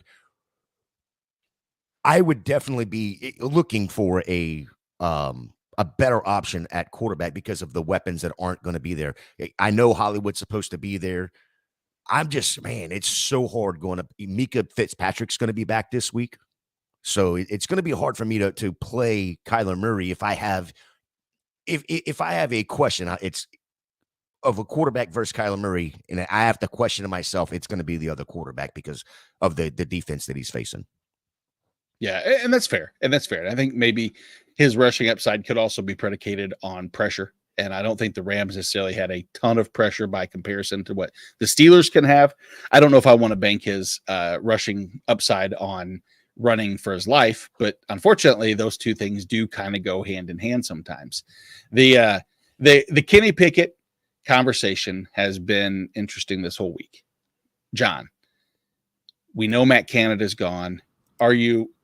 In what scenario is Kenny Pickett a player that you have starting in a line of your Superflex, DFS only, 1 quarterback league? 1 quarterback league, I would say fringe, probably not. But yeah, Superflex, I mean, everybody's valuable in Superflex. Anybody that's quarterback 1 to 24 is let's say anywhere 1 to 22 is probably a useful, valuable in Superflex. So, and as far as DFS is concerned, I mean, he's been showing signs since the change of actually momentum or doing things on the field. So I would go probably everything except 1 quarterback. I'm okay with inserting Kenny Pickett in my lineup. Yeah, I mean, bonjour, bonjour. We are talking not something that as delicious as beignets. It's the I should have had a correlation between Big Ben and beignets there, but I didn't. I was slow. It is okay. I will survive.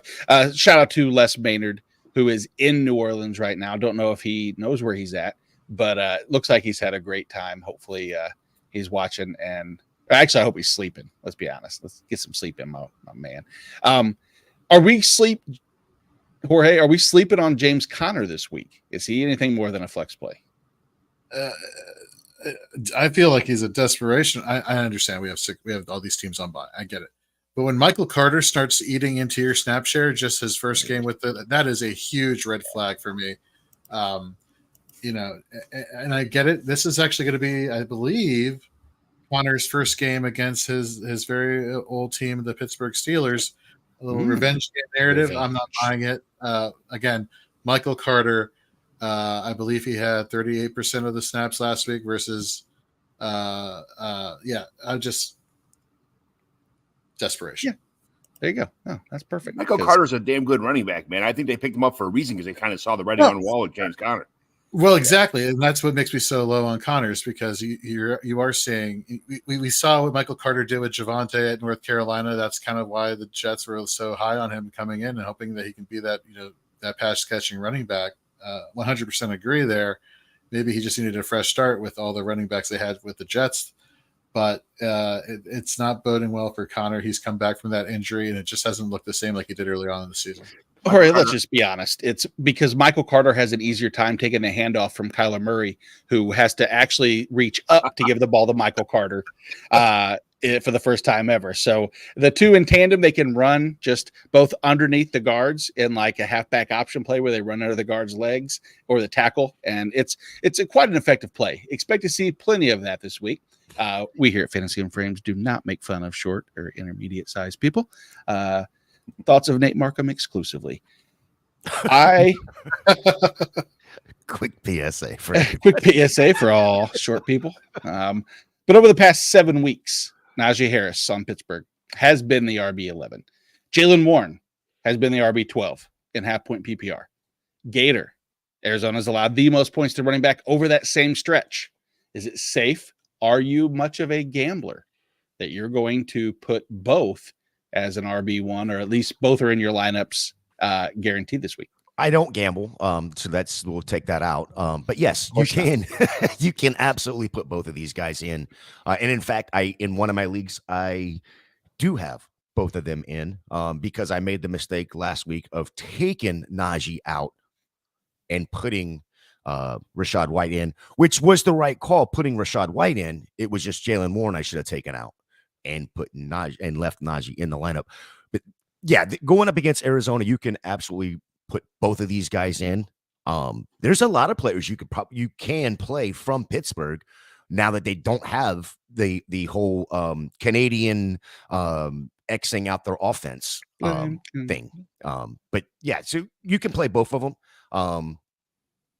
Especially with, again, going back to the multitude of buys yet again, and there's a lot of well, I wasn't going to pick on short people there, Nate. I'd let you do pick that. on short people. Pick on the defense, which is they have their shortcomings. They're not that great. No good. Morning, Wendy. How are you? Hey, Wendy. Change the subject real quick, Jorge. Yeah, welcome to the quick Wendy story. Wendy went to Texas and showed she was at a Buc-ee's in Texas, and I saw it, and I'm like, oh, this is great. Well, she had showed a picture of this stupid Bucky Beaver guy that my wife and kids are infatuated with, and she showed a picture of an inflatable 6-foot Bucky Beaver. So what did she do? I'm like, can you get that? She brought it home. She strapped it in a seatbelt on the seat on a flight home. Took a picture of it, brought it home, shipped it to me. Like when she got back to Indiana, where she lives in Indiana, and then she sent it to me via the mail. And it's in front of my house right now. If I knew how to use the internet, I'd put a picture on. But this thing is absolutely it's the biggest, fattest beaver on the face of the earth that's sitting right in front of my house. It's something else anyway. I feel like it's like the leg from A Christmas Story. That's how kind of weird this thing is, but it doesn't belong in Chicago area, but it's there, that kind of stuff. Is it a blow up? It's a big blow up, 6 foot. I mean, it's almost as wide as me, but it's yeah. It's you can only get them in Texas and stuff. I've been to 43 states with my family. We do a lot of road trips and stuff like that, So we went to this Buc-ee's, and I'm like, what the hell is Buc-ee's? There's 8,000 gas pumps all over this place. I'm like, you walk in there, it's like a Walmart and a Jewel and everything else, all mixed. It's like a Christmas store and like a Halloween store and like a Thanksgiving store, everything kind of all mixed into one. They got pulled pork and meat and Christmas trees and stuff all over the place. It's the weirdest place in the world, but it's like an infatuation for some people. But Wendy, I just want to say thank you very much. You're the best, not me. You are the best. Yes, Wendy is. She is. Go ahead, Hori. I was going to say, according to many, so I've actually been researching Buc-ee's on YouTube. I've been watching all these different food documentaries and stuff, people just going in and looking and just doing taste testing. For those who stop there for breakfast, the pulled pork breakfast burrito apparently is one of the top rated foods there. So fun facts. The fudge. Look at that. Fudge is phenomenal. We have them in Georgia, and in the Buc-ee's, the fudge is phenomenal. I've heard the beef jerky is pretty plentiful as well. But it's overly priced beef jerky, but it's good. All beef jerky is overly priced beef jerky. If you buy any beef jerky that's cheap, I worry about the quality of which is sad to say at this point. But nevertheless, overpriced player this week is not potentially a Arizona wide receiver, is Hollywood Brown if I know he's getting paid position. If he plays with the limited amount of weapons that they have outside of him, is he a good value play here, Jonathan? Mute. There we go. I'm just a bit worried about this Arizona offense this week against Pittsburgh. I think the thing that you're banking on here is the floor, just because of the lack of weapons. And I guess I'm not sure of the line here, but my guess is that they are quite heavy underdogs. And so I think that there's a safe floor there with him and McBride, but I think I do worry about the ceiling against that Pittsburgh team. I mean, obviously he had a good week last week. What was it? Around 90 yards. But before that, I'm just having a look. It was 4 games under 40 yards. So I just worry a little bit about that production. Yeah, and that's fair, and I think that's warranted. They're 6.5 point underdogs, mind you, so they will be passing, which could mean another huge Trey McBride game, right, John? This is funny because there's a lot of teams that have really good wide receiver combos, but I absolutely love the trio of Marquise Brown, Greg Dortch, and Rondell Moore. It's like you couldn't have you just like some receivers. Those guys are just likable receivers. They're just little firebugs, all over the field, jitterbugs all over the field. It's kind of fun. I wish they were a little bit more productive, I guess I would say. I mean, but they all have such good talent. I think Trey McBride is the focal point of the offense now. So those guys are going to split up carries. It's going to be whoever is, kind of the hot hand situation at receiver whenever somebody gets open, or the matchup consideration. But I think you kind of have to go through with McBride. And he's questionable, but I'm pretty sure he's playing. So see what happens there. Gotcha. And over on Twitter, Bailey FFB wants to know, they have Blake Cashman, could swap out to JOK or Nate Landman. Man, Jorge, you were down on Landman. I'm a little higher on Landman than you, it sounds like, just because I think the Jets are going to have to probably run the ball. And Nate Landman's a really, really good run defending linebacker. That being said, Is what? Is Anthony Walker playing for the Browns, or is he out this week? That's a determining factor for me.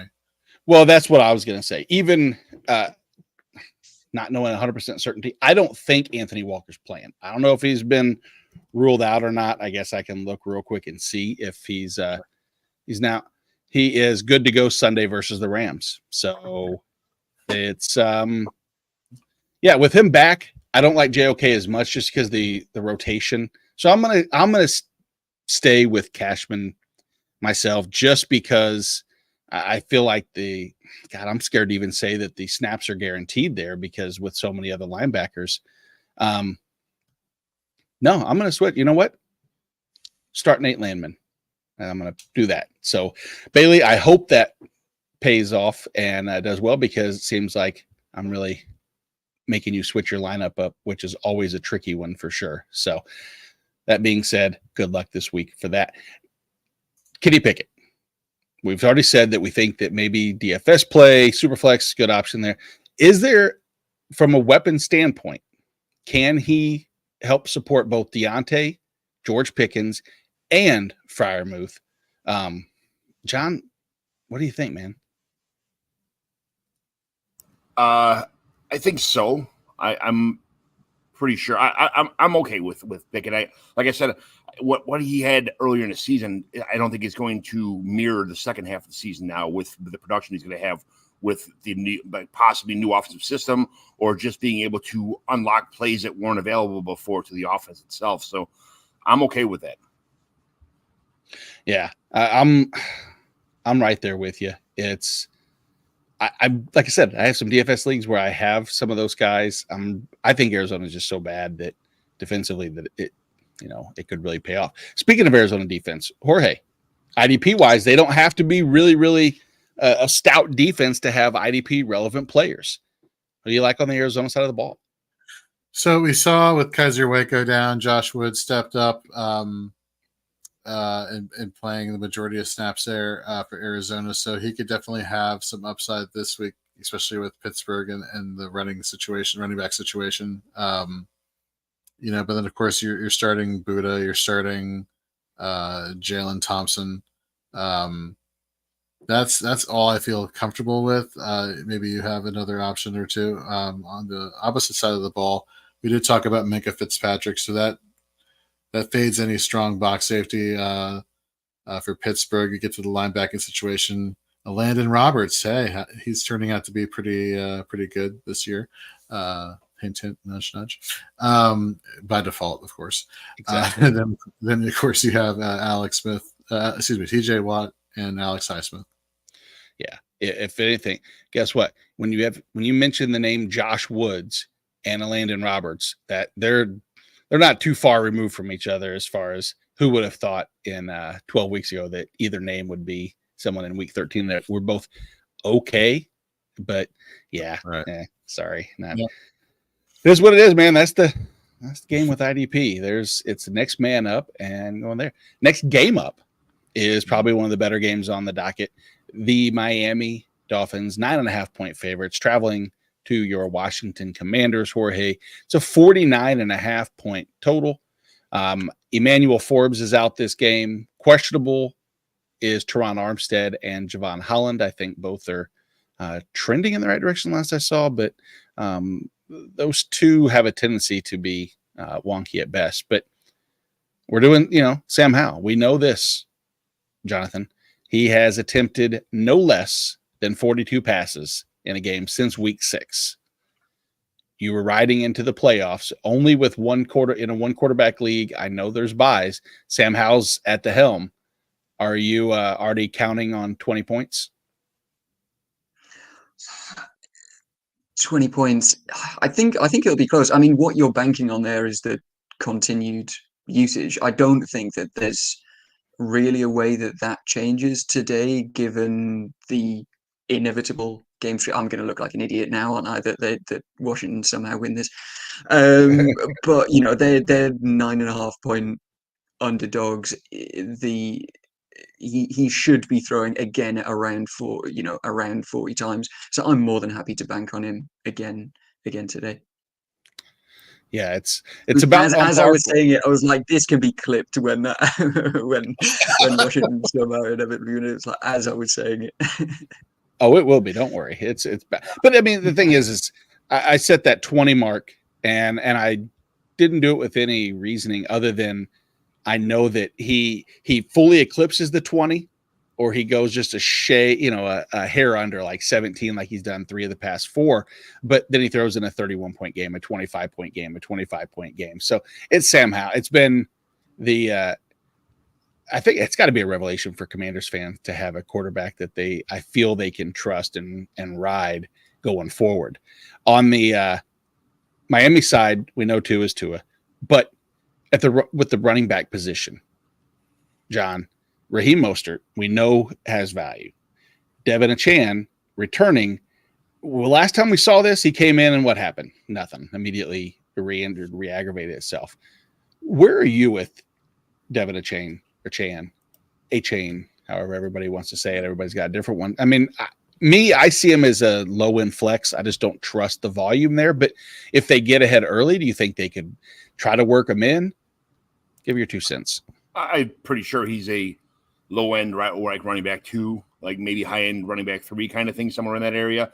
I think that they visualize him as the future right now because what they have, they kind of struck gold with him.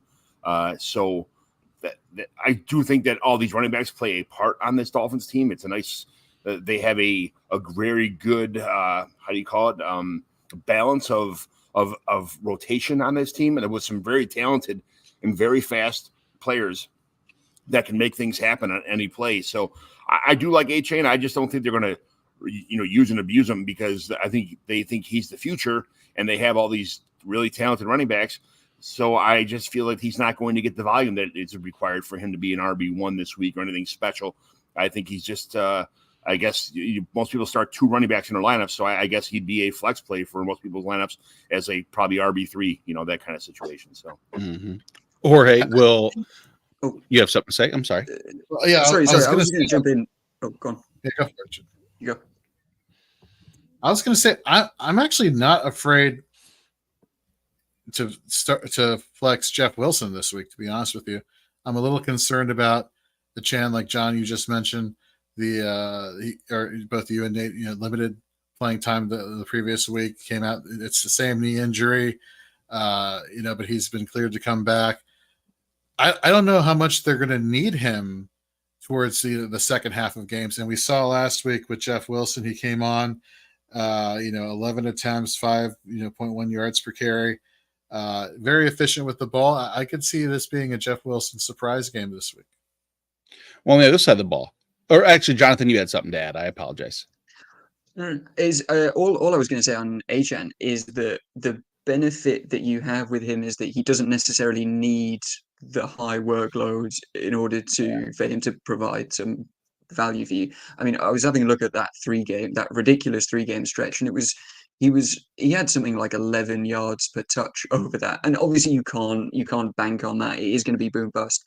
But I think there are very few running backs that you have with that kind of upside where you don't need them to have 15, 20 touches. So I'm happy to kind of put him in my flex and kind of not worry too much about the injury, because my feeling is that if I don't think he has an injury designation at all coming in today. He's not even questionable. So I'm kind of assuming that they are going to give him kind of at least 10 touches. And so with that, I'm kind of happy knowing that with those 10 touches, that could easily go for 100 yards or more, seeing what, knowing what we've seen previously in the year.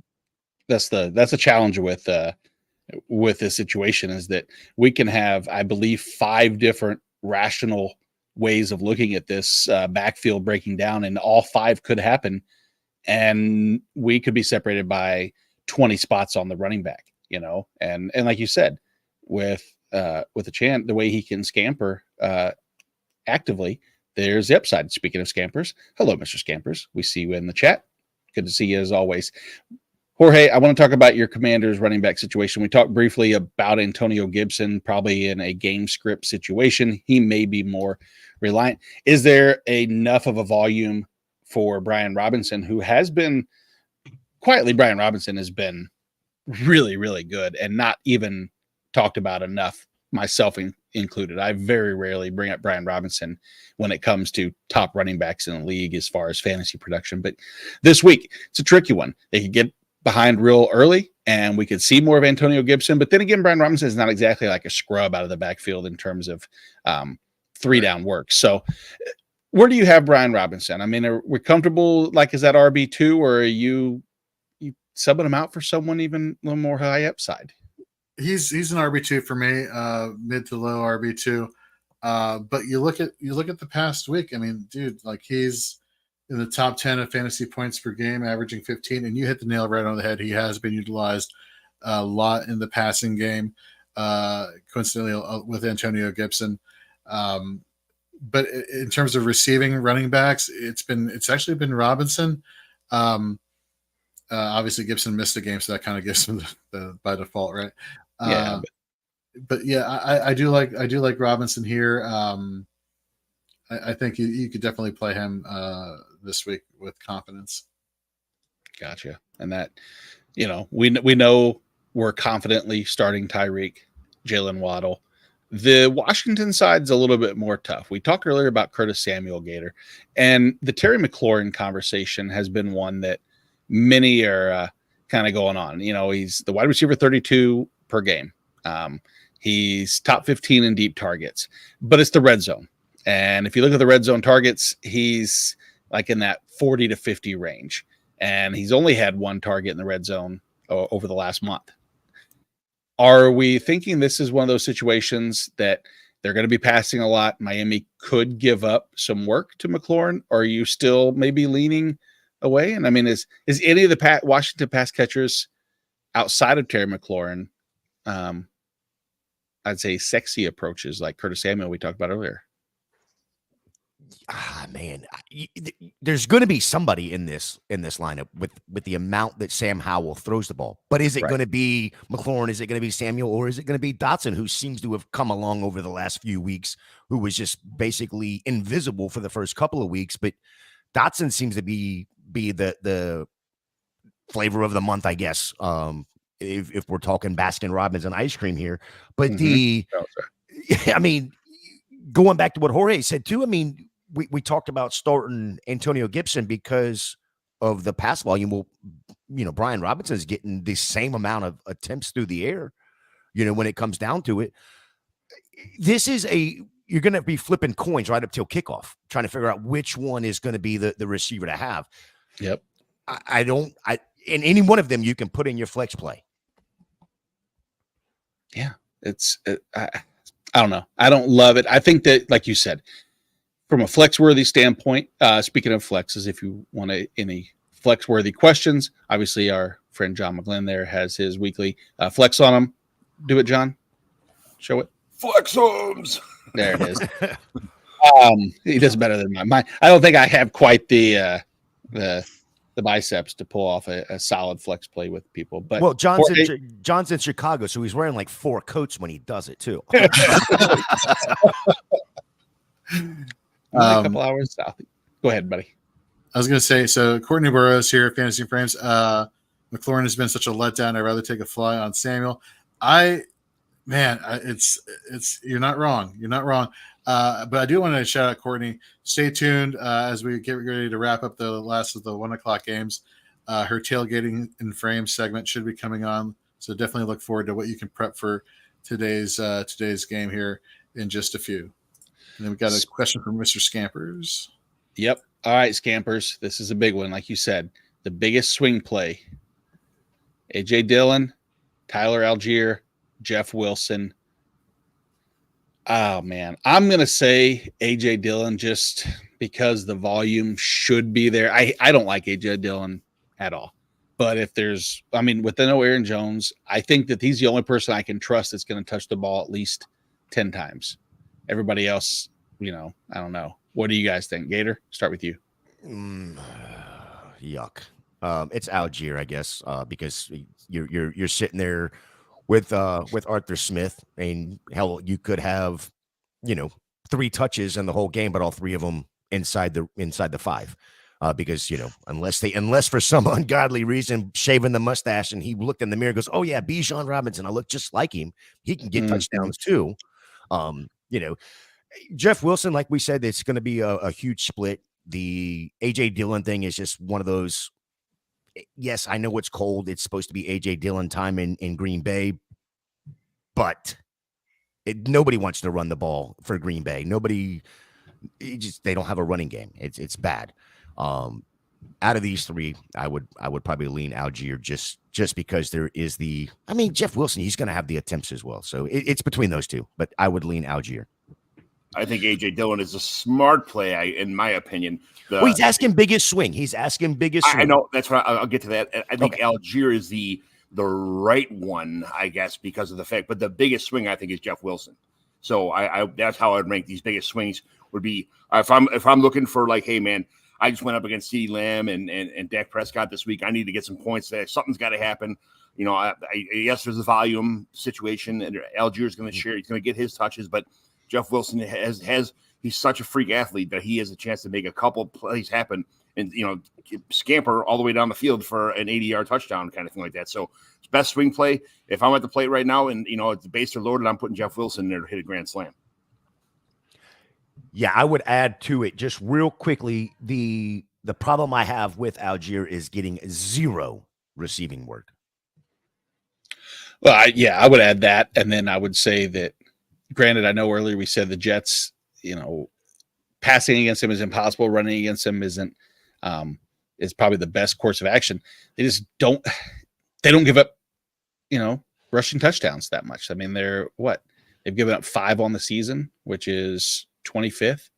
So again, I understand what you're saying with that. And I think that the Jeff Wilson, I'm not too far. I still go Dillon, Wilson, then Algier, but that's also my hatred of Tyler Algier, even though he was so good for me last year. Jonathan, let's get your 2 cents real quick. Yeah, it's really tough. I think I would still go Dylan because of the touches, and we know that. I mean, there isn't really anyone else there, so we know that goal line situations, he is definitely getting that work. It should be compared to the others that we don't really know. The issue is that Dylan, even with games where Aaron Jones has been out, he still hasn't looked nearly as good as we'd hope. But I think just because of the known volume there, I think I'm going Dylan. Yeah.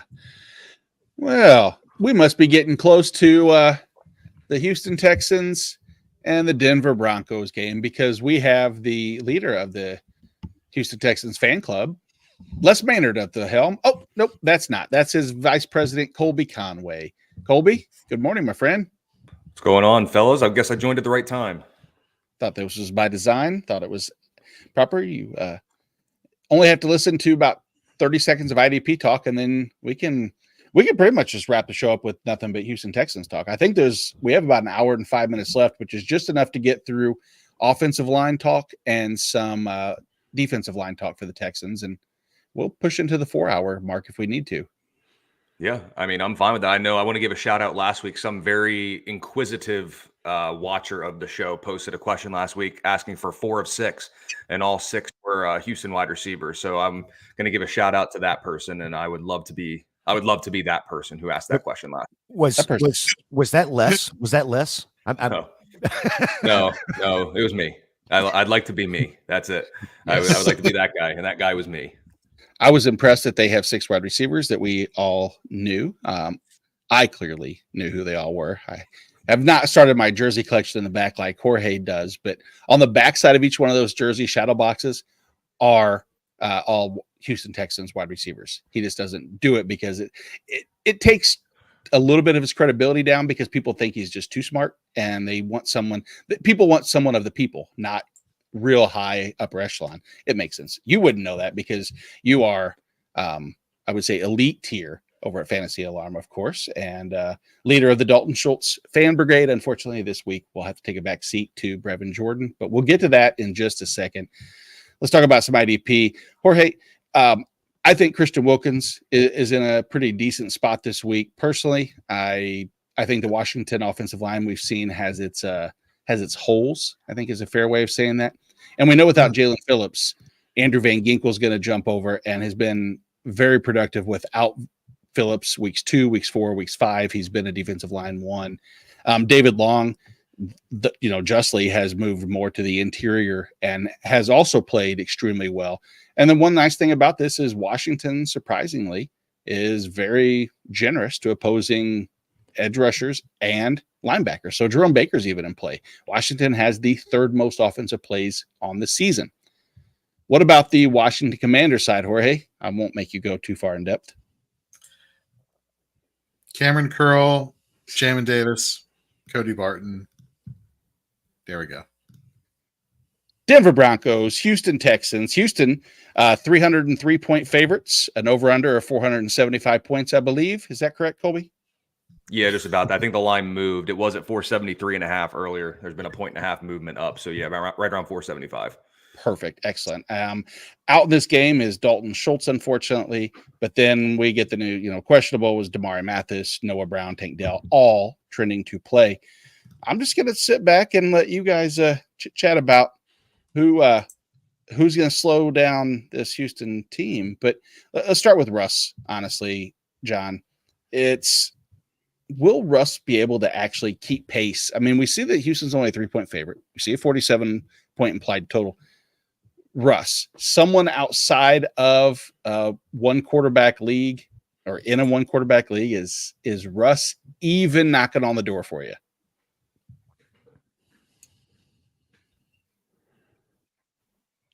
Who are we talking to? Who's, John McGlynn. Oh. I think he's talking, muted. but I think it's a little.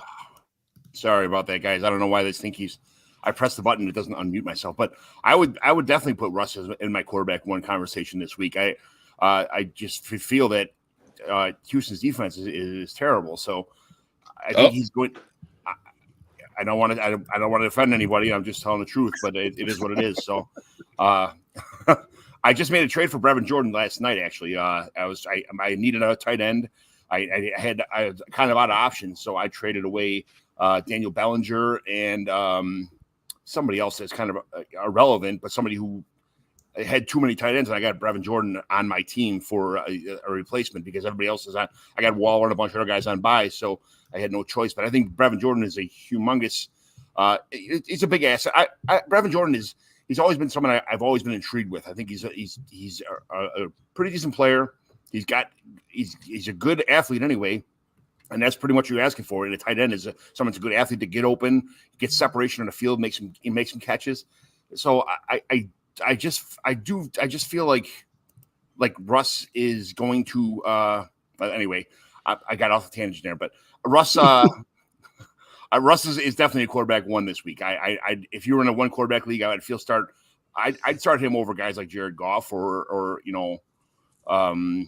like a Minshew, definitely something like that. Even so much as like Matthew Stafford kind of players that people have inserted. So, I don't know. I kind of went off my Brevin Jordan tangent there, so I started to put you guys off. But no, I was saving that till the end. Thanks a lot for ruining the showstopper, but whatever. We'll talk about another piece. Colby, I want your opinion here because earlier we said we've seen the gap separate even with Dameon Pierce returning and seemingly healthy. Is that gap going to narrow with Pierce back, or do you think Singletary has had a good grasp on that role now? I think at this point it's got to be Singletary. He fits the offensive scheme better. I was very high on Dameon Pierce coming into the year and through the first couple weeks of the season. I mean, he was dominating the backfield. The production just wasn't there. Once he got injured, he kind of got Wally pipped a little bit, a little baseball reference there. I don't know how they go away from Singletary now. It's just he fits the scheme better. And it's one of those things when you watch Dameon Pierce now, as fun.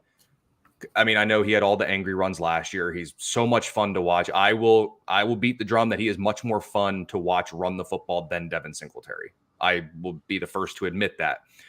But when you see some of the all-22 film, when he's got a lane this way and two dudes this way, and the first thing he does is puts his head right down and runs right to the two dudes. It's like, listen, I get trying to run over people, but take the space, and Singletary's just better at that. So I think it's Singletary I think it's closer to a 1 and 2 than a 1A and 1B, to be honest. I mean, Pierce is going to take that unfortunate, the short down or the short distance work, maybe gets in around the goal line, but they like Singletary, and Singletary's a better pass blocker. So he's going to be out there on third down. I will say about this game, I don't know if we'll come back to this, but I'm going to say I am on record. I do think this game goes under.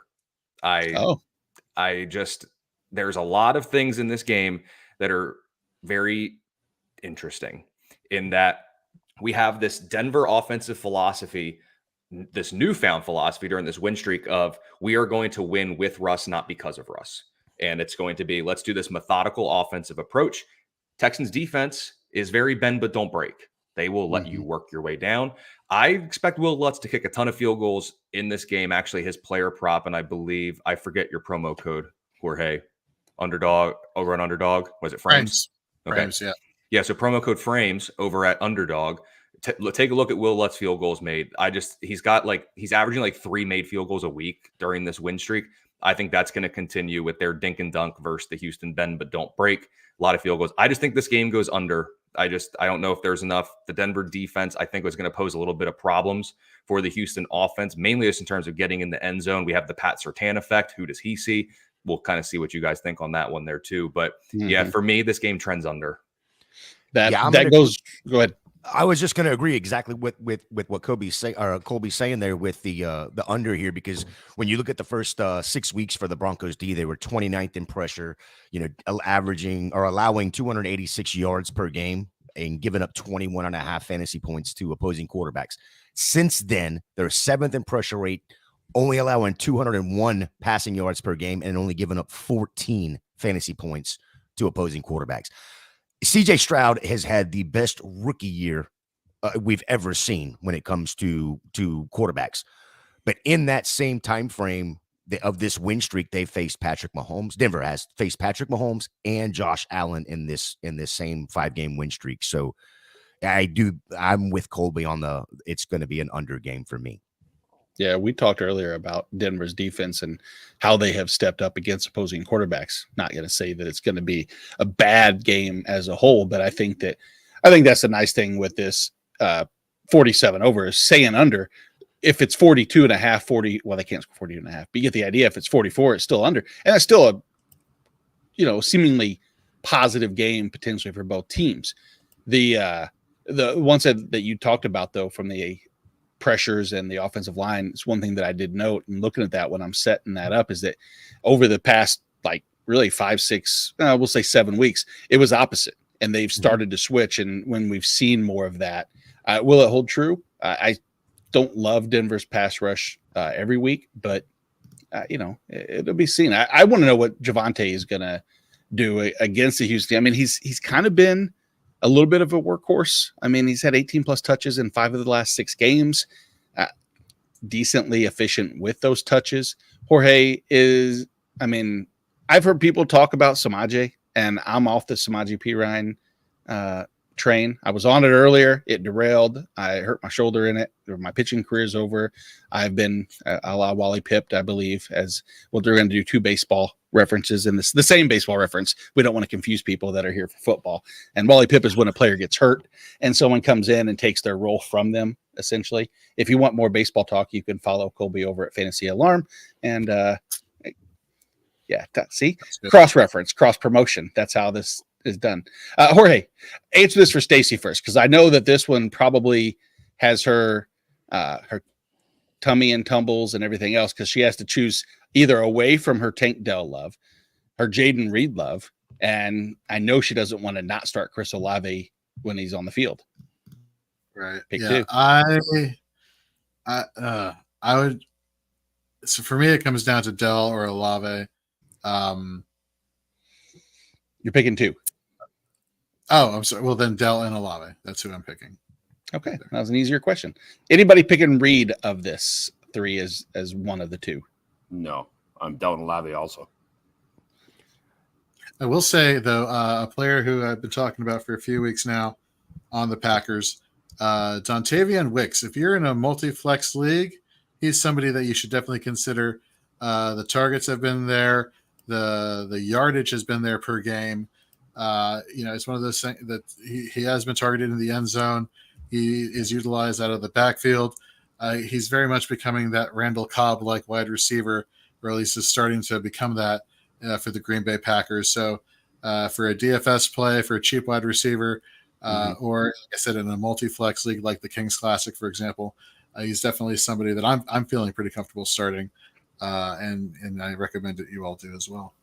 And he's probably the only he's got the best matchup, or what appears to be, between all 3 Green Bay receivers. He won't get Trent McDuffie. He won't get L'Jarius Sneed in the majority of the time. So, yeah, the matchup should be the best if you're looking at those 3. The problem with Reed right now is he's still listed as questionable. He missed multiple practices this week. He did practice on Friday, but he's still carrying that questionable tag. For me, it's Dell and Olave. Yeah, and that is tough too. Sunday night games. It's like, I'm a play it safe kind of guy, I think, when it comes to that. So talk about playing it safe. We saw Cortland Sutton lose his touchdown streak. Colby, is he going to get back on track this week against, a Texans team that, like you said, bend but don't break? They've only allowed 6 receiving touchdowns to opposing wide receivers. Yeah, I'm going to say no, just because when you look at the strength of this Houston secondary, Derek Stingley's getting healthy. Steven Nelson's been very good on the outside. Tavier Thomas has been the one that's been picked on the past couple of weeks, but I believe it was Aaron Wilson, it seems like he's benched and the team's going Desmond King in slot coverage, which I don't know, net neutral maybe with the way he's been playing of late. Just King's old and slow, so doesn't really benefit there. Judy's actually the receiver I like the most in this matchup, just because slot receivers have given Houston fits over the last couple of weeks. And again, it's still just it's a low octane Denver passing offense. Like, how much can we reasonably get? Like, this just seems like, and this is what's going to drive me nuts in a couple of hours. I already know it'll lead me to drinking at 1:30 in the afternoon, but it's going to be 3-yard rush, 3-yard screen pass to Javonte Williams. It'll be 3rd and 4. It's going to be a 5-yard pass to Cortland Sutton. And we're going to do the same song and dance all damn afternoon, and it is going to drive me absolutely insane. But I think Judy has pretty quantifiable upside in this one. So I still, if you have to only pick one, I think you probably would go Sutton. But like in DFS, if you want to save some money, I would look at Jerry Jeudy just because the slot has given Houston problems the last couple of weeks, and I'm not any more confident in Desmond King than I have been in Tavierre Thomas the last couple of weeks. Yeah. Well, good news, because I took Tavierre Thomas now out of my defensive back ranks. He was my DB like 50, which is not great, but now he's off the radar altogether. So incoming Tavierre Thomas, 2 interceptions in the second half when they realized King is no good too. So that's how it rolls. John McGlynn earlier said that he traded for Brevin Jordan. I, in a few DFS leagues, and I suck at DFS, so this isn't anything positive, I have started Brevin Jordan in a number of those because he's 2,500 in DK, so really cheap and really valuable. But Colby, I want your input. You're the Texans guy. You would know a little bit better than I would. Is that just throwing my money away? Did John make the right trade? I mean, where are you at with Brevin Jordan? No, I mean, I like it. There's probably not a better situation for someone to step in. I mean, Denver has allowed the most fantasy points per game to tight ends this season. So they've been very generous there. And Dalton Schultz is a better tight end than Brevin Jordan, but I don't really think it's a question that Jordan is far more athletic. He's more talented, and he's just more of an athletic freak than Dalton Schultz is. Schultz is very good as a tight end. Jordan's the better athlete. So I like Brevin Jordan. He's got some very lucrative player props as well. I've seen it like 2.5 receptions, like 24.5 receiving yards, something along those lines. It's probably moved a little bit. If there's any time for him to get it going, it's this one. It would have to be. So I do like him, depending what you gave up. That might be up for discussion, but in DFS at $2,500. I mean, here's the thing with DFS, I build lineups with Ron Rigney over at BigGuyFantasySports.com as well. You have Tyreek Hill, Amon-Ra St. Brown. Those two are in elite matchups. To get those two guys in, you need other value options. And then if you're like me, you're banging the drum for a particular San Francisco receiver, which we'll get to then. I would hope so. But then it's like, you're going to need value. Like everyone's going to go to Zach Moss just because he's so cheap and he's going to get like 78 touches. Then where do you go at tight end? You don't have you don't have Kelsey on the slate. We don't have Hawkinson. We obviously don't have other guys like Dalton Schultz, who probably would have been my top play. Why not just take Brevin Jordan at 2,500 and let you get the studs elsewhere? So in DFS, don't be surprised to see the ownership on Brevin Jordan like sky high, and unfortunately, probably to the point where if he does do well, it's only going to benefit you in like 73% of the total pool. So GPPs, you may want to go away from him because I do think a lot of people are going to go to him just for the opportunity and salary. But in cash games, you almost have to play Brevin Jordan. Yep, I right there agree. Jorge, round out the early slate with some IDP options for Denver and for Houston. You could just name the entire defensive line or the entire defense. We won't do that. Maybe narrow the scope just a little bit. So Nick Benito and Cooper for Jonathan Cooper for the Denver Broncos. Benito has actually had a very solid win rate as of late, coming back the past few weeks. So definitely like them. If I had to pick between Will Anderson on the Houston side or Jonathan Grenard, I'd still take Grenard. Anderson has been kind of a great NFL player, not so much great for IDP, at least using Fantasy Pros IDP scoring. So will that change, down the road, years from now? Yep, I think absolutely. But for right now, I think I'd probably go the long shot with Grenard, long shot like DL4 or so, and go for upside. Linebacking situation, I'm okay starting Perriman and Cashman over for Denver. Alex Singleton is definitely always a high tackle floor play. But Nate, you're pretty high on Josie Jewell this week. Would that be accurate? Yeah, just because last week I was down on him, and you and Gator were pretty high on him, and so I felt bad by not giving credit where credit is due, that in a given week he can rebound. That's this week. I think that the matchup, it's Houston. Houston is, they move the ball. They have tons of offensive plays, and in turn, that means tons of opportunities. And they do a good job, at least Josie Jewell does, of monopolizing some of that target volume and some of the actual overall volume when the offense gives it to him. And so him and Alex Singleton both can be good linebackers. And then, of course, Justin Simmons and Jalen Petrie are they're okay. They're okay safeties or defensive backs to insert into your lineup.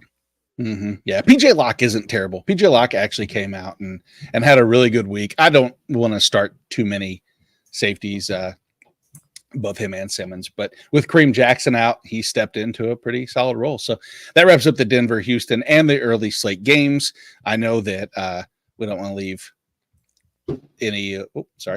Slammed upstairs. There's probably Carrie getting super excited about tailgating and frames because she wants to tune in.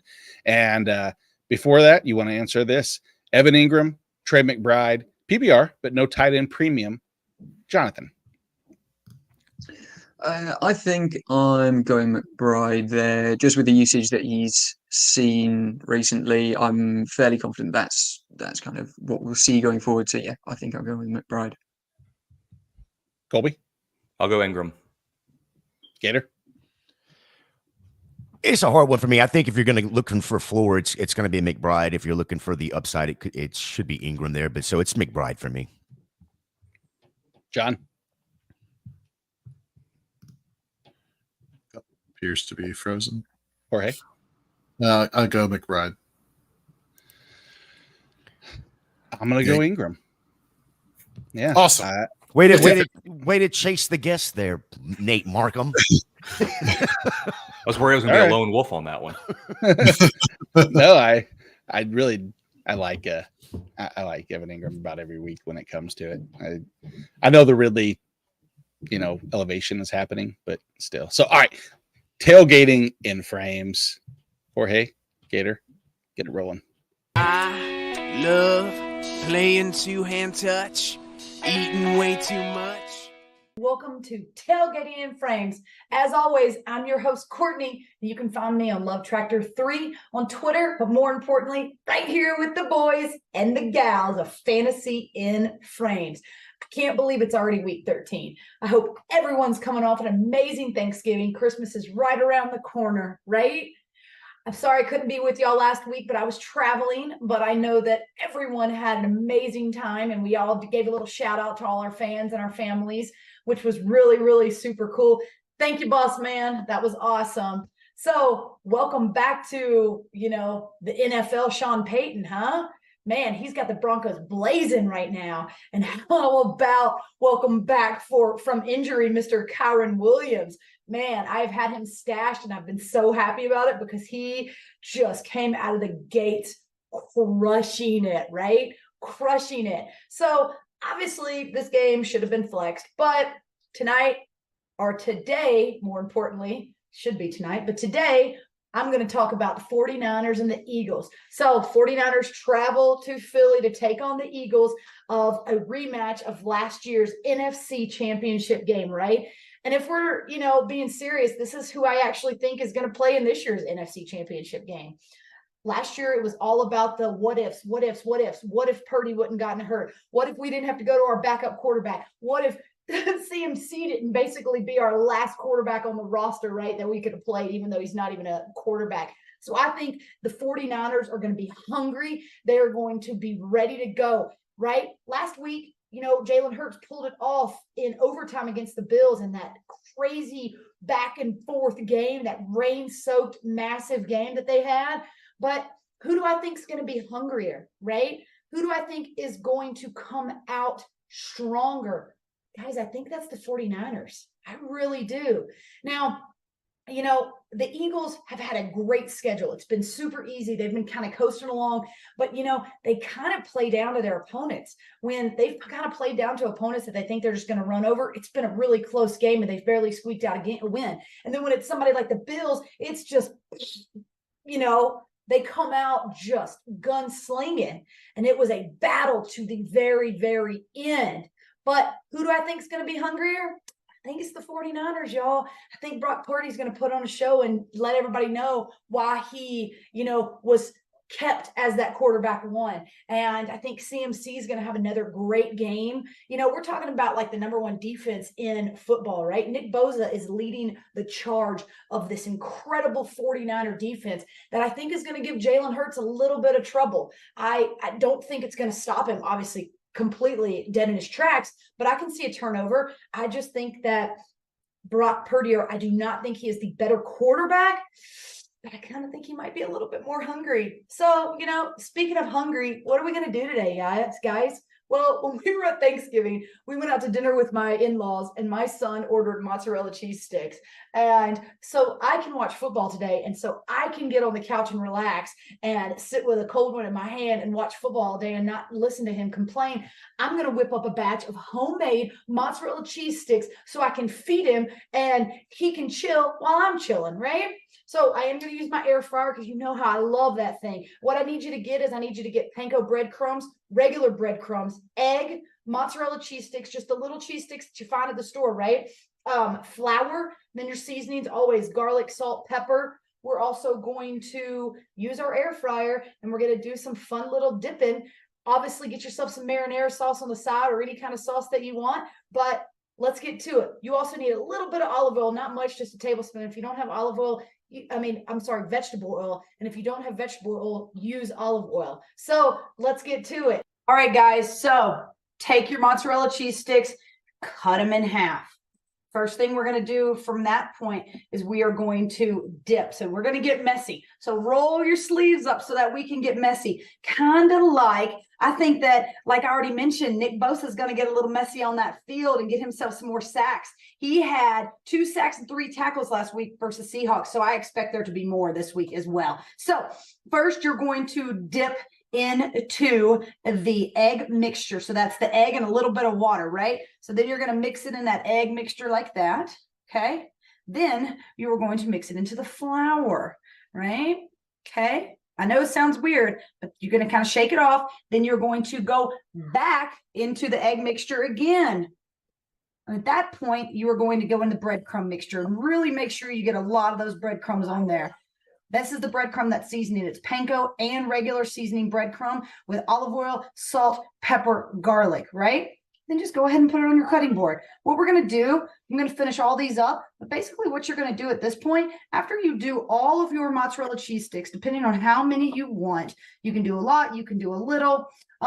You have to put them into the freezer and let them freeze for about 15, 20 minutes so that when you put them in the air fryer or when you put them into your oven at 375, you don't want all that mozzarella cheese, all that goodness to go seeping out, do you? So that's why we freeze it. So my suggestion is that you go, I told you we were getting messy. Look at those fingers. So my suggestion is that you make these first, put them into the freezer, then get yourself to your lineups so that you can make the best decisions for game day. Maybe turn on a little ESPN, watch the fantasy football. More important, turn on our broadcast and watch our guys because they're going to tell you exactly who to play, who to start, answer your questions. So yeah, forget about ESPN. Go and watch our broadcast so that you know exactly who to say, right?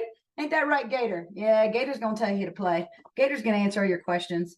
Everybody is. All right, guys. So after we finish all these up, and they're going to go into the air fryer. They're going to go in the air fryer for about 6-7 minutes, give or take. You can stop it midway through at about 4 minutes and check it. But I am going to go ahead and get the ones out of the freezer, throw them in the air fryer, and we're going to go from there. All right, guys, so they come out of they come out of the freezer and they're frozen. They're hard. All that breadcrumb is going to stick. We're going to put them in the air fryer and we are going to cook them at 375 for about 6 to 8 minutes. You're going to check them out about 5 minutes to check and make sure that that cheese isn't oozing all out. So that's what we're going to do. We're going to put them in the basket there and then we're going to cook them. All right, guys, here it is. Those homemade mozzarella cheese sticks. Let's look at that ooey goo. Oh, that's the ticket right there. Just like the ticket for me is going to be 27-24 49ers. That's right. I believe the 49ers are going to take this 27-24. I actually really like this week, Brandon Ayuk. I know he's been doing well, but I think that Debo gets a little bit more coverage after the game he had last week against the Seahawks. And I think that this is Brandon Ayuk's week to shine once again. Now let's try these suckers.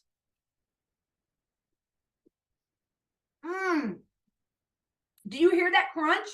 So crunchy, so cheesy. absolutely perfect bite with that marinara sauce. So 27-24, 49ers. Go ahead and make yourself some mozzarella cheese sticks for this week's games, this Sunday's games. Happy Sunday Fun Day. I'm Courtney. This is Tailgating in Frames. You're on Fantasy in Frames. Who dat, y'all?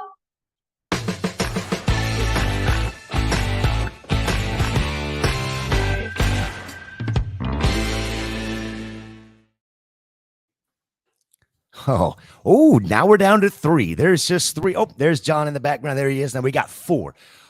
4 o'clock games are starting off with Carolina at Tampa. Tampa favored by 5.5, 36.5 over under.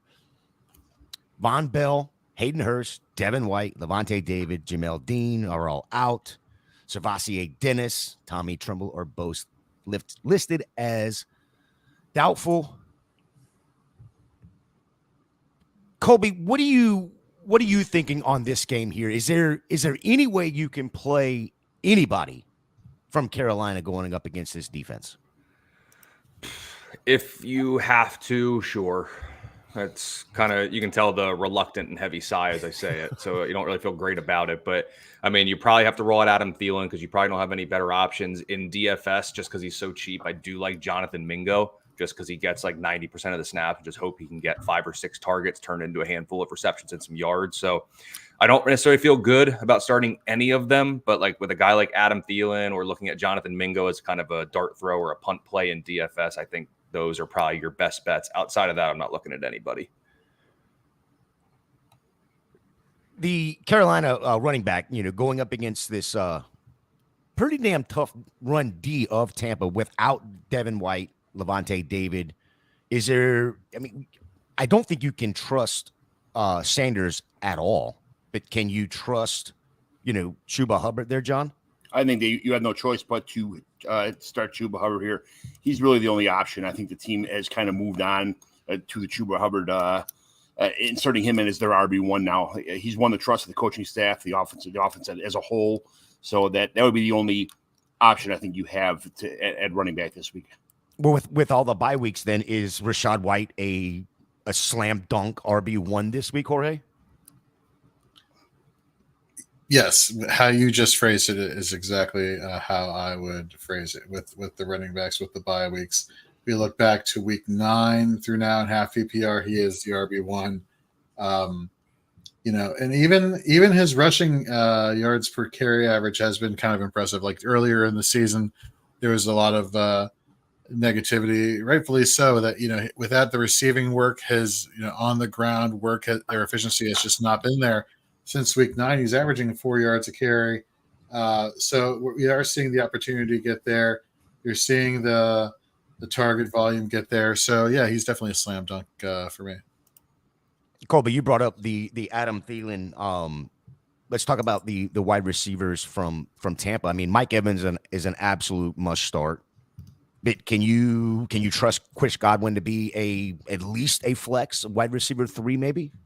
In deeper formats, I think you're okay with Godwin. I know in leagues that I have him, I don't want to say it's been a concerted effort to not play him this week, but I can pretty confidently say he's not one I'm trying to force in to my lineup at all costs. Outside of Mike Evans, I know what I'm getting with him. I love the ground game for Tampa Bay in this one. Rachaad White's going to get his work. It's got to be a deeper league to put Godwin in a flex. There's just so many other options I would try to push in over him. If you started 3 wide receivers, would you put Godwin in as wide receiver 3?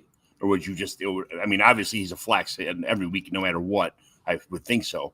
But as a wide receiver, would you put – if you had 3 wide receivers, would you start Godwin at your third wide receiver spot, Colby? Of course, it depends, who my other 3 are, obviously. But yeah, no higher than that, and it would have to be a deeper league to look at it for that. Like I have shallower leagues that I'm in where Godwin's only cracking my lineup because we do 4 wide receivers and 2 flexes. That's why he's cracking it. And I just, the bye weeks are tough. And with the bye weeks too, it does push him up a little bit. But yeah, reluctantly wide receiver 3 kind of at the high end, honestly. Let's push through this game. Let's get the IDP side of this there. Jorge, what do you got? So for the Carolina defensive line, Derek Brown, defensive tackle, Brian Burns, Frankie Luvu at linebacker, The safety situation is just one to avoid, just because we just don't know who it is going to be from week to week. Tampa Bay, there are a couple names, one of which is a pretty well-known one in Shaq Barrett. Carolina's offensive line is pretty atrocious. But don't sleep on the rookie Kalijah Kancey there at defensive tackle. He's actually been right behind Shaq Barrett in win rate versus offensive linemen, so he can get past his blocks and get to the quarterback. So in defensive tackle specific leagues, he's definitely somebody I would consider. At the linebacking situation, look, we mentioned earlier, Levante David out, Devin White out, Savasia Dennis out.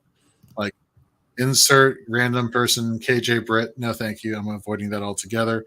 Ryan Neal, we have seen a decrease in snaps over the past few weeks, but with the fact that the linebacking situation is, deficient, you may see a bump in his production this week and being brought closer to the line of scrimmage, helping you out at the defensive back spot.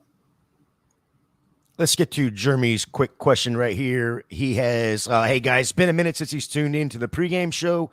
Jeremy, that's your fault. Start one, and he's going up against our very own Jorge. So we'll leave Jorge out of this discussion to start with. We'll start with you, John, in a half PPR. Is he starting Mixon, Cup, or Jerome Ford? I'd start Ford. That's I don't trust Cup lately. He's just not having. I think he's still hurt. Still got something going on. Mixon is just not very efficient. He's not really pulling his own weight. Lately, Jerome Ford. I think he's going to get the volume. He'll be the player. I trust Jerome Ford in this spot more than either the other two options by far. Colby, I'd sit all three and just give Jorge the win. Yes, that's exactly what I was like, John, you're wrong. The answer is start no one. Hey, hold on, Colby. Can you lean up a little bit closer to the camera? Yeah.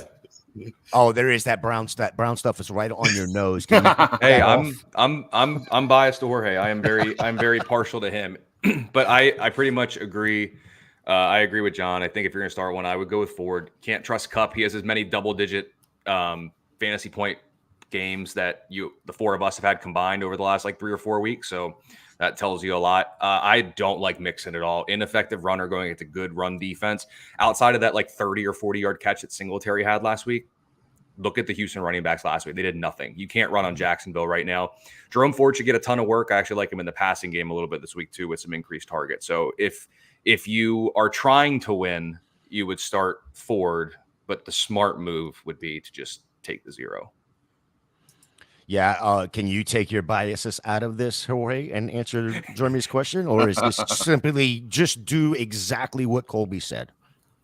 I cannot take my bias out of this. So I would say start Mixon.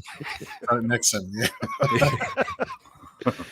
You want Jeremy, honesty? There's honesty. There we go. Jeremy, good luck going up against Jorge this week. All right, we got probably the game of the week that, like Courtney said in her tailgating in frame, should have been flexed to the Sunday night game, and that is San Francisco. Currently, it is at 2.5, favored by 2.5 at Philly, over under of 48. Zach Cunningham got injured last week, so he is out. Questionable is Eric Armstead and Fletcher Cox. Dallas Goedert is listed as doubtful, more than likely will not play. Even though if he does play, I don't think you can plug him in this week anyway. Brock Purdy revenge game, in rematch of the NFC title game from last year, maybe the NFC title game this year. There's so many pieces of this game that you have to play, right, Colby? You're not sitting anybody, no matter how you feel how this game is going to get played out. You're playing everybody, right? Yep, start them if you got one, or if you got them, start them. If you have multiple, start them. If you have one, start them. I really like the San Francisco offensive side here. Obviously, you're going to like Philly as well, but I am very, very partial to Brandon Ayuk this week. Here is real NFL question here. That Philly's going through a gauntlet right now in their schedule. Next week, after winning last week against Buffalo, having San Francisco this week doesn't seem to matter as much as, they've got Dallas in Dallas next week. Would you be concerned at all, Jorge, that they would slow down on trying to win this game, or not necessarily trying to win the game, but trying to press to outdo San Francisco in this game? There is something to be said for bulletin board material inspiring teams to want to go at it. These teams hate each other since the NFC Championship. There's no slowing down. Philadelphia has been grinding out wins left and right. San Francisco, they make the trade for Chase Young to bolster their defensive line, although he hasn't been too helpful in terms of production from that end, but it has been helping out Nick Bosa. And if anything, there is some concern in the secondary, which we'll get into in a little bit for San Francisco, especially at safety. These are going to be two. The immovable object versus the unstoppable force, or the unstoppable force versus the immovable object. This is going to be a fun game to watch, folks. Yeah, I truly think this is very similar to last week's 4:00 game, Bills Eagles. This is going to be a very similar matchup. It opened as a pick 'em, moved all the way up to 1.5 an hour after the line opened. And then it went up to 3, back down to 2.5 now, somewhere in that range. So it should be a very good 4:00 game. Do you have any concerns on anyone in this game for limitations outside of Goddard, of course, John? Philly running backs and also the tight ends on Philly also, just because of the fact they're going to have to start Jack Stoll or Albert O or something. So against a really good defense, that's who I would have. Everybody else is a set it and forget it kind of thing for across the board. Yeah, I think for me personally, I do have a nice parlay built up in this game, and I think the smash play for me, and correct me if I'm wrong, Colby, but this defense for Philly is allowing a ton through the air to tight ends, and I think Kittle is a smash play both on his over 3.5 receptions and his yardage at 46.5. Do you agree? Yep. Eagles allowing 11th most fantasy points per game to tight ends this season, and it's at the 7th highest over the last 4 weeks. So I do like Kittle. If you're looking at the receivers, I'll give a shout out to Brand Ayuk just because this year he has 320 yards and 3 touchdowns against man coverage. For the record, Debo's caught 30% of his targets against man coverage for just 52 yards. Those numbers, shout out to Pro Football Focus for that. So Ayuk appears to be the superior receiver for them when facing man coverage. Eagles like to employ that at a relatively high rate. So receivers, Ayuk over Samuel, and I do like the player props for George Kittle. I'm with you there.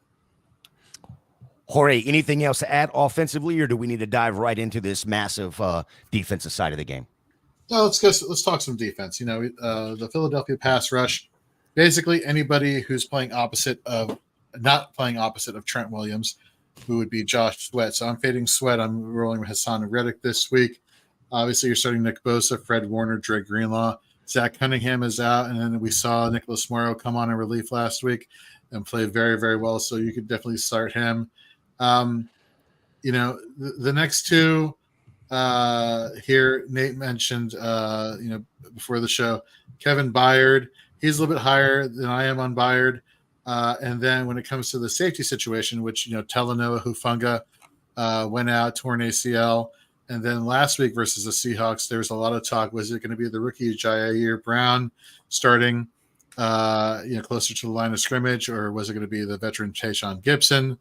So Nate and we had this debate on Shoot the Gap on Wednesday.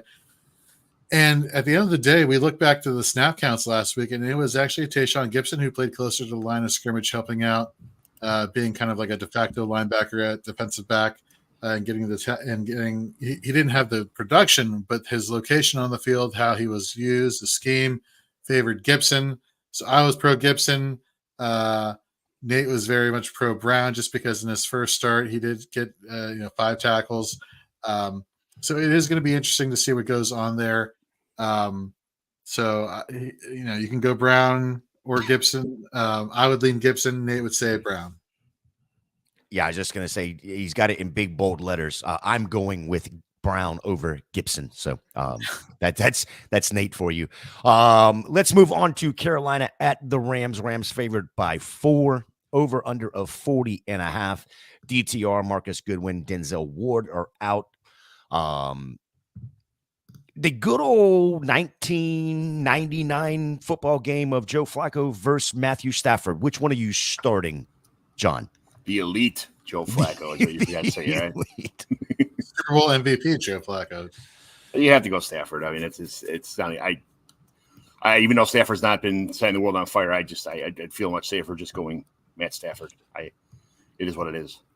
Yeah, I said that as a complete joke, of course, because I don't think you can start Flacco even in a Superflex league at this point. I mean, Cleveland, this is the fourth, as I stated earlier, fourth quarterback that they will be starting on the year. Will be the most quarterbacks for any team. Colby, I know you were on Jerome Ford earlier. Rams run D should be okay. Only allowing one rushing TD in the past 4 games. We sticking with the Jerome Ford? Yeah, I am. I think the volume's going to be there for him. This is a game where even with Flacco under center, game script's not going to get away from. We're not going to get Rams Cardinals like it was last week where you blink and the Rams are up 3 scores. Cardinals are completely out of it. And they're going to have to drop back for Flacco a bunch of times. This game's going to stay close. They are going to run a lot with Jerome Ford. Flacco will also get Ford involved, short passes, give him 3 or 4 targets in this game. I think he'll be just fine. And, it only takes one kind of BS pass interference call in the red zone, balls at the 1. They give the ball to Ford right there's pretty much half the points we need from Ford. So, yeah, I trust Ford wholeheartedly this week. Going up against this Cleveland run D, do you expect Kyron Williams to keep it going, Jorge? Yeah, volume. You're not going to get probably the high volume fantasy production that you saw from last week, but I think you can definitely get. Let me put it like this: the Rams have more receiving weapons to keep the Browns defense honest. And yes, there is the defensive tackles for the Browns are pretty good. Dalvin Tomlinson, who they brought over in free agency, has been playing really well this year. But you're starting Kyron Williams, and I still think whether it's in the receiving game or whether it's as a rusher, he's going to provide solid fantasy numbers for you this week. Even with Cooper Kupp's low ankle sprain, he's off the injury report. You still starting him this week, John? You have to. I don't. I know he hasn't been doing very well lately, but you have to. He's just someone that no matter what, when he's on, he's on. That kind of deal. He's pretty much a Hall of Famer almost at this point in time. I probably is, but I don't think that at any point in time when you have a player like Cooper Kupp on your roster, you don't put him in some. You don't not start him. Last 3 games, at least 9 targets for David Njoku. Colby, do you expect him to be a tight end 1 with the buys that we have this week? Yeah, I mean, if he gets 4 catches, he'll probably be a tight end 1, just kind of by default. So, yeah, volume has been there for him, and it may not be, if I'm not mistaken, the Rams aren't exactly, they're in the bottom 10 in terms of fantasy points allowed to the position there. So, yeah, I mean, volume, we talked about it multiple times now. Volume is king, and Njoku is getting it, and I believe I wrote it up this week over at BigGuyFantasySports.com. I believe Njoku is the only tight end in PPR fantasy football setups that has double-digit fantasy points each of the last 6 weeks. He's the only one. Not Kelsey, not Hawkinson. It is David Njoku. So trust the volume. Another RB1. Yeah, another tight end 1 week for Njoku. I traded away Pitts and I got Njoku in 4 seconds when the season started this year, and I'm so happy about that. Yeah, should be. Screw it. Even with Flacco at the quarterback position, you're taking. You're plugging him in. You're not even a question, right? How about in DFS? Are you playing him in DFS compared to like the Brevin Jordan cost wise?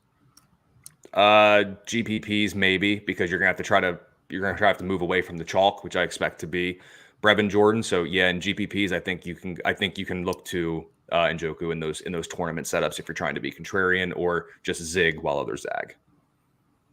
Jorge, what else you want to add to this offensive juggernaut of the Cleveland Browns? Are we trusting? The answer is immediately no. So you can ask that question. But Amari Cooper, any potential upside here? And I only say this, and part of me is joking while I'm asking this question. But we saw Amari Cooper come out and publicly state, yeah, Joe Flacco is, such a huge upgrade, paraphrasing, of course. John, is Amari Cooper a sit for you? You just can't trust the receiving weapons for the Browns unless he shows you something? Not, I wouldn't. Yeah, I probably wouldn't start. He's probably a flex play. I mean, at around at best. But I would just like to say, like, if you're in a dynasty league and you don't already own Cedric Tillman, do whatever you can to trade for him or pick him up because he is the future of this team. I think so. That's just somebody that I've been harvesting him everywhere in all my 28 leagues as much as I possibly can to get him on my roster because he is the future. I think I like Cooper a lot, but just in this matchup, I think he's a flex play at best. Yeah, I like the flex play there, but I also think if you have him on your team, you have to put him in a flex position. Again, I keep saying it, but 6 teams on bye, you have to think that Flacco, not knowing the system, only being there for a couple weeks. I know that he's a smart kid and all, but still, you're going to be trying to get Amari Cooper the ball as much as you can. If it's not David Njoku, you're going to be, and he can push the ball down the field better than DTR did. Mm-hmm.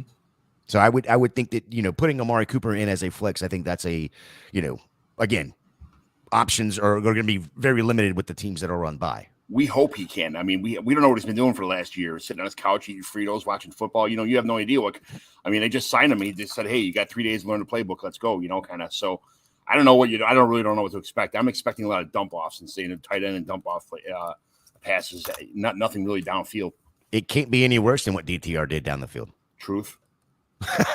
There is that. Or give us the IDP side of this game for the Cleveland for the Cleveland Browns and the Los Angeles Rams.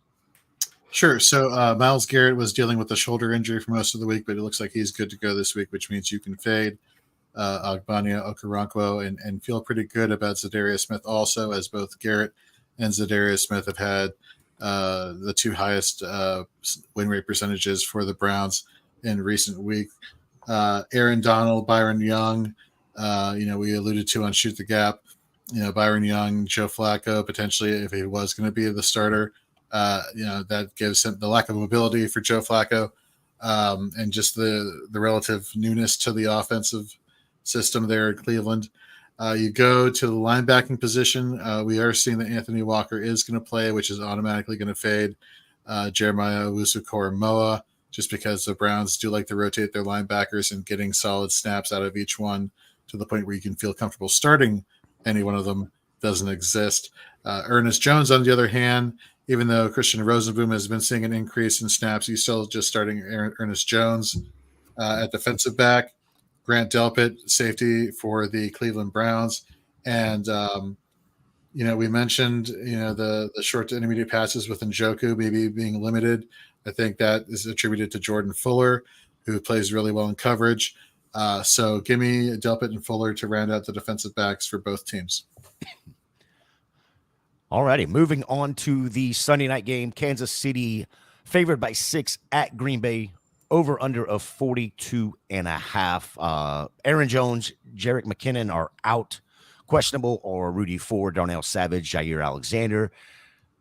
Devontae Campbell, Jaden Reed looks like he's going to be okay, but and how do you say his first name? Wicks? Dontavion Wicks. Before we dive too far into this game, Courtney's got one for us. A friend texted her and asked, Waddle, Evans, or Ayuk play 2. She's already got Tyreek in a full PPR. Courtney said Evans and Ayuk. But she said she's going to ask us. So let's go around the frames real quick. John, who are the 2 that you are playing? Waddle, Evans, or Ayuk? I think you have the Evans is probably the go-to de facto here right from the get-go because he's just like the primary receiver on the offense. The next one would be that's pretty tight. I'm going to go. I'm just going to go Waddle this week. Just because of the matchup. So I'd go Evans and Waddle. Jorge? Yeah, I would go. Like she said, is it a PPR? Yeah, full PPR. I'd almost go Ayuk and Waddle just because you look at, and Colby, you alluded to, Brandon Ayuk. The guy is the wide receiver 1 for this team. He is the first street option on almost every single passing play for Brock Purdy. So give me Ayuk and Waddle. I'm not scared of starting 2 Dolphins in my wide receiver lineup. Like these players are fantastic. The matchup is fantastic. Yeah, that's where I'm going with that. Yeah, before you go on to this, Colby, for me it's Evans because I want the touchdown upside going up against Carolina, and then Ayuk as well. Colby, go ahead. I'm Waddle and Ayuk. I'm too vocally outspoken, excuse me, for Ayuk. So he's my one. And then I'm trusting Waddle. You don't get a better matchup than this Washington secondary, and it's perfect shootout potential in that Washington just wants to throw it. Can they sustain drives? Maybe they can, but they're going to score incomplete passes, stop the clock. I think there's going to be so many possessions on both sides on the ball here. So both teams might score 27 plus each, with Miami maybe pushing 40. So I'm going Waddle and Ayuk. Jorge, Jeremy's got one IDP question here. Is it Rashawn Gary going up against Kansas City, or is it Van Ginkel going up against Washington today? So Rashawn Gary has been very inconsistent for the most part this season. I think a lot of that is attributed to his coming back from his ACL injury, just not being fully up to speed here.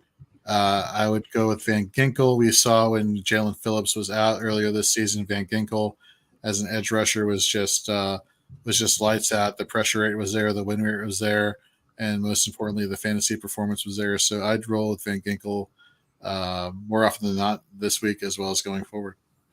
Yeah, Jeremy, I will recommend you run over to fantasyandframes.com real quick. You'll see Nate's starts for the IDP side, and I believe Van Ginkel is a smash start this week for him as well. Kansas City, again, favored by 6 at Green Bay, over under of 42.5. Jordan Love has been absolutely money the last 2 weeks, throwing up 2 of his best fantasy games in his career, over 580 yards in those games. Multiple 5 touchdowns, no picks. He does have 2 fumbles, but he hasn't lost anything. Going up against the Kansas City D, do you expect him to continue this, Colby? I think you can trust him as a low-end QB1, but this is going to be a very telling game for Jordan Love. This is one of the tougher defenses he's faced the last couple of weeks. Kansas City's been very tough on really everybody this season. So tough matchup. I think you can trust him as a low-end QB1, especially with some of the buys, but I'm trusting him. I have some questions about his receivers that we'll probably talk about in a bit, but I think with the buys and just how good he's been, you got to trust him as a low-end QB1 despite the tough matchup. You agree with that, Jorge? Yeah. Well, let's talk about his receivers. We know Jaden Reed is questionable. Say it again, Jorge. Dontavion Wicks. Dontavion Wicks is also questionable. He doesn't have Luke Musgrave, who's been put on an IR, so it's Tucker Kraft at the tight end position. Is there anybody in the receiving core that you are plugging and playing? Is it only Christian Watson? John? I would just go Jaden Reed. I wouldn't even do the Christian Watson. I'm not a big fan of Christian Watson. I think he's more of a best ball player than anything. So that's where I stand. I would say Jaden Reed, and then Romeo Doubs gets a lot of volumes. Dontavion Wicks is on the up and up. He's a little questionable, but he's been performing. I'm not a Watson fan, so if you guys want to start him, go ahead. But I'm sticking with Jaden Reed. Jorge? Yeah, I'd still roll Jaden Reed. Excuse me. I will say that there is a counterpoint to Christian Watson, in terms of the big play upside there, which I think they're going to need to throw the ball deep just because I think Kansas City is going to just jump out to such a huge lead that Jordan Love is going to have to, the Packers will be playing from behind and playing catch up. But that is probably more of a desperation play. But I think given your options here, he could definitely be flex play worthy this week. Colby, you're plugging Pacheco into your lineup. I know we've talked a little bit about AJ Brown, but if the game script is what Jorge says, AJ Brown would absolutely be a sit then. Is that correct? I do want Pacheco, yes. The Green Bay rushing attack, I'm less confident in, to be honest. This Kansas City team isn't the one in the years past where it's, hey, we're going to run way more than we normally do to try to keep Mahomes off the field. That's not really the case this season. He's going to get volume, sure, so he's a fine play. I'd really like Pacheco against the Green Bay run defense, but really this game just seems like I like Jaden Reed. I do think he plays. I'm going to say that he shouldn't see L'Jarius Sneed because Sneed doesn't go into the slot, and that's where Reed primarily lives. So I like him the most there. And then of the two running backs in this game, it's Pacheco far and away. The volume's there. He's going to find the end zone too. Dubs will be the one that's covered by Sneed, I believe, right? And then does that leave McDuffie on to Reed, Jorge?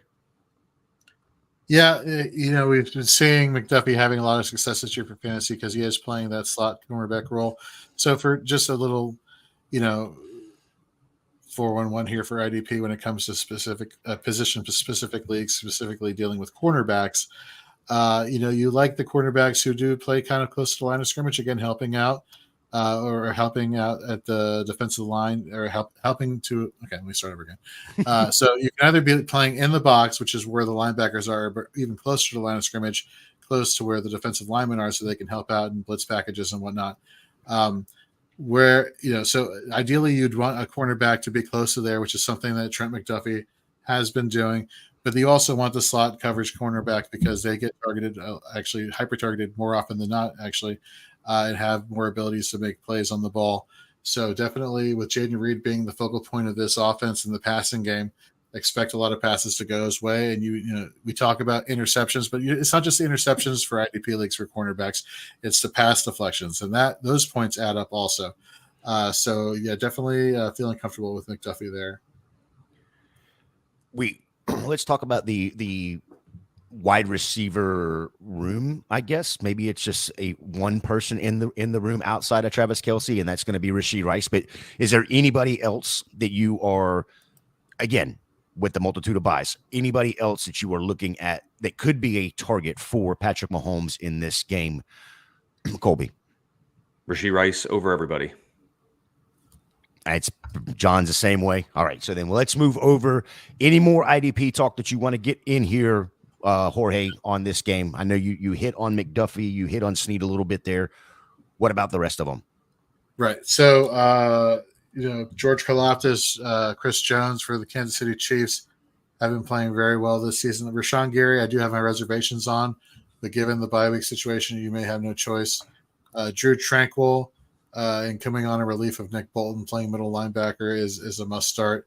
Quay Walker and Devondre Campbell, I believe both are set to go, which kind of moves down the other McDuffie in this matchup for Kansas City, for Green Bay, the linebacker there. And then, Jonathan Owens, former Houston Texan, now Green Bay Packer, had been playing fantastic with both Rudy Ford and Darnell Savage being out due to injury. It was kind of riding a hot streak in terms of tackle volume and fantasy point production. Unfortunately for him, both Savage and Ford are returning to the lineup. And then when we saw Ford and or Savage make a return, we saw the snaps and box snaps go down for Owens. So he's a sit, and Savage and Ford more so over Savage would be the start there for me. All right, before we get to the Monday night game, let's get over here. Preston saying, hey, crew, how's everyone? Hope everyone had a good Thanksgiving. Rashee Rice or the TD-dependent Cortland Sutton?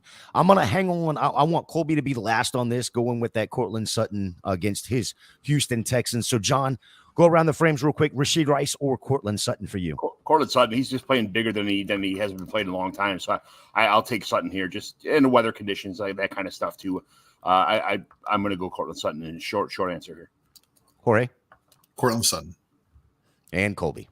Biases aside, I'm too invested into Rashee Rice, and I think his breakout continues. So I like the Kansas City passing attack more than the Denver one. I guess that's fair.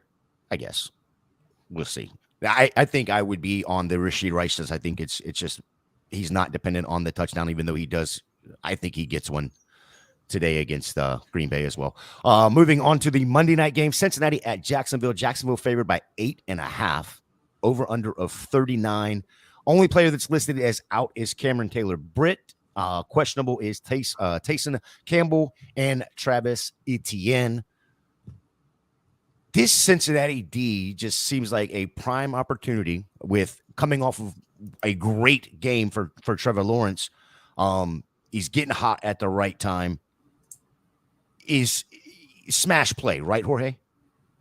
Yes, I think so. Absolutely.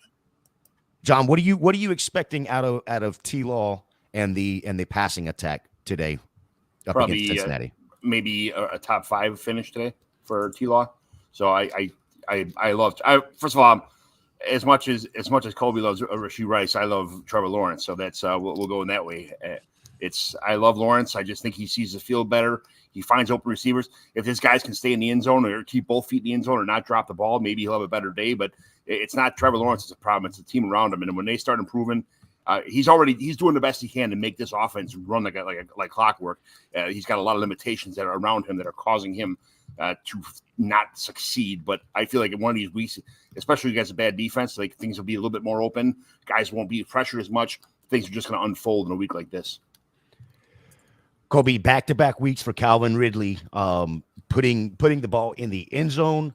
Are you starting Ridley, Kirk, Jones? I mean, everybody?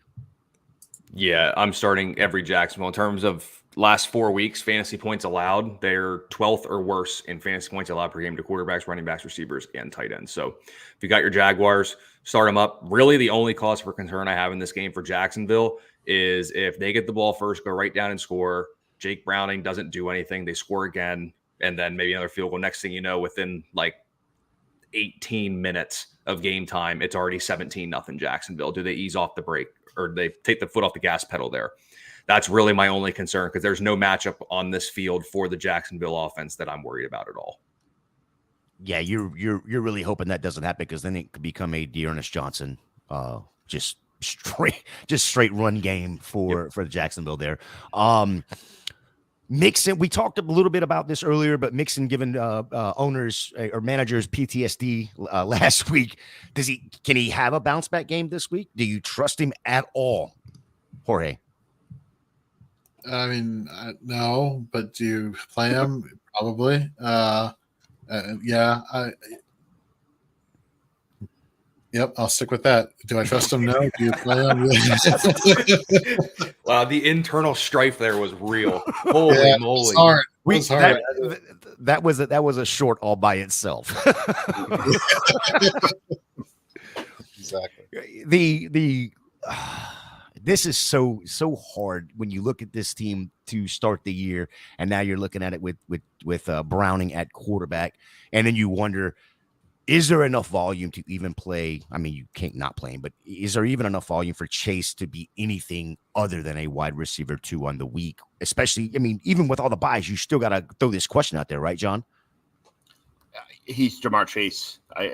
Some people are just quarterback. They're not quarterback dependent. They're quarterback proof. And a guy like Jamar Chase can make things happen with me throwing the football. So I think you still have to. Guys like him and Jefferson are matchup proof. They're defense proof. They're everything. They're even fantasy proof. You have to start them when they're on the field. So, well, Colby, can you play T. Higgins, or is he just a wide receiver? A back end wide receiver 3, wide receiver 4.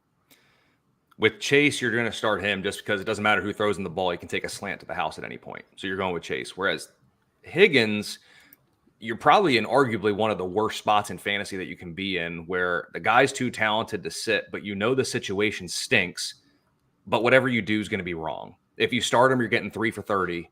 And if you bench him, you're going to get your 6 for 82 with 2 scores because he happened to catch 2 fades in the corner or maybe a post or a corner route or something like that. So Higgins, I'm way more confident in starting Chase just because I love his ability. Whereas Higgins, I don't think you have to force him into the lineup. I really don't. I mean, I know when you look at like the Houston offense last week, Nico and T. Higgins are probably more comparable, and Nico did just fine with a bunch of volume, but does that happen with Cincy? I mean, game script's in his favor, but I don't know. You're having T. Higgins right now sucks. I have no other way to explain it just because he's too good to sit.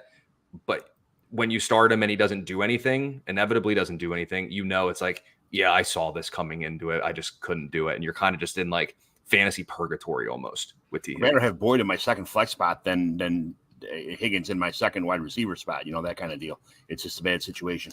You don't feel good with Higgins right now, regardless. That's just the moral of the story. You don't feel good about it. And take some solace in advance, knowing whatever you do, it will be the wrong decision, because that's just what's going to happen with the with the Browning to Higgins connection. That's what I do anyway. That's, you know, I'm good like that. All right, wrap us up with the IDP side. So, you know, between Sam Hubbard and Trey Hendrickson, I think you're rolling Trey Hendrickson. For the Jaguars, Trayvon Walker, Josh Allen at linebacker for both teams, Foye Oluokun, Logan Wilson. Jermaine Pratt has been having a decrease in snap percentage. He was going from like the 90s to like mid 80s. I'm not reading too much into that. I still think you can have faith in Jermaine Pratt, Devin Lloyd, both, you know, Pratt and Lloyd, serviceable linebackers, second linebackers, Rayshon Jenkins, Dax Hill, and Jordan Battle, the rookie here. You know, seeing his first start last week at strong safety, playing close to the line of scrimmage, just needs to up that tackle volume. But he's definitely somebody who I think, especially in this matchup, you can start comfortably.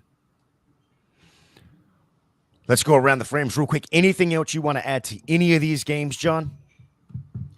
No, you guys did a really good job of covering everything. It was fantastic. You know, getting down in depth with you fine people on a Sunday morning is great. It's just sorry I'm having internet issues today in my current situation, but thank you very much. I just want to say Michigan, Washington, FSU, and Texas in the championship. So that's where I got it. But thanks a lot for having me on today. I'll join whenever I can, and thank you very much. Did that came out at noon? So that's the 4 that are in. No, they're not. That's what I'm saying. Should be. In. I just wanted to get to my. There's no way Bama. Texas beat Bama, so there's no way Bama should get in. If it is, they should just redo this whole system. Yeah, that's a whole conversation for another day. I have my own 4 that I have in there as well. But tell the good people where they can find you on Twitter at.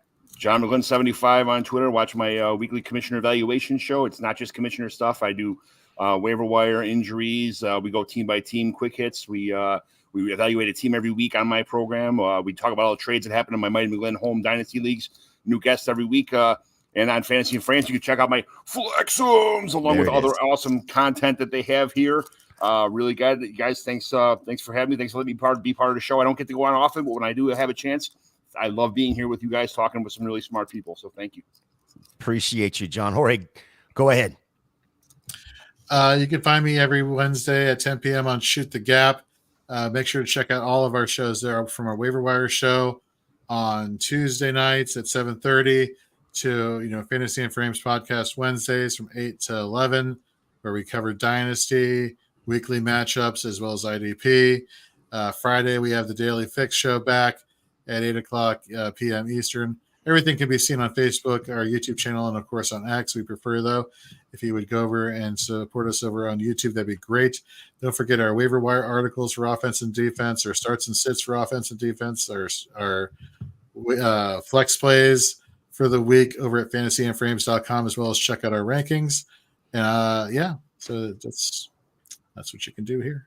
Yeah, absolutely. You've got about 35, 40 minutes, somewhere in that range, to get your lineups in. So make sure you go over to the fantasyandframes.com. You can see Chris Battistell put out the start sits this week for the offensive side. Nate did I believe it was Nate that did the IDP side, or was it you this week, Jorge? It was Nate who did the IDP. Nate this week. You can see John's Flexums there. But more importantly, you can see all of the rankings, and that's usually how we look at it whenever we're having that decision.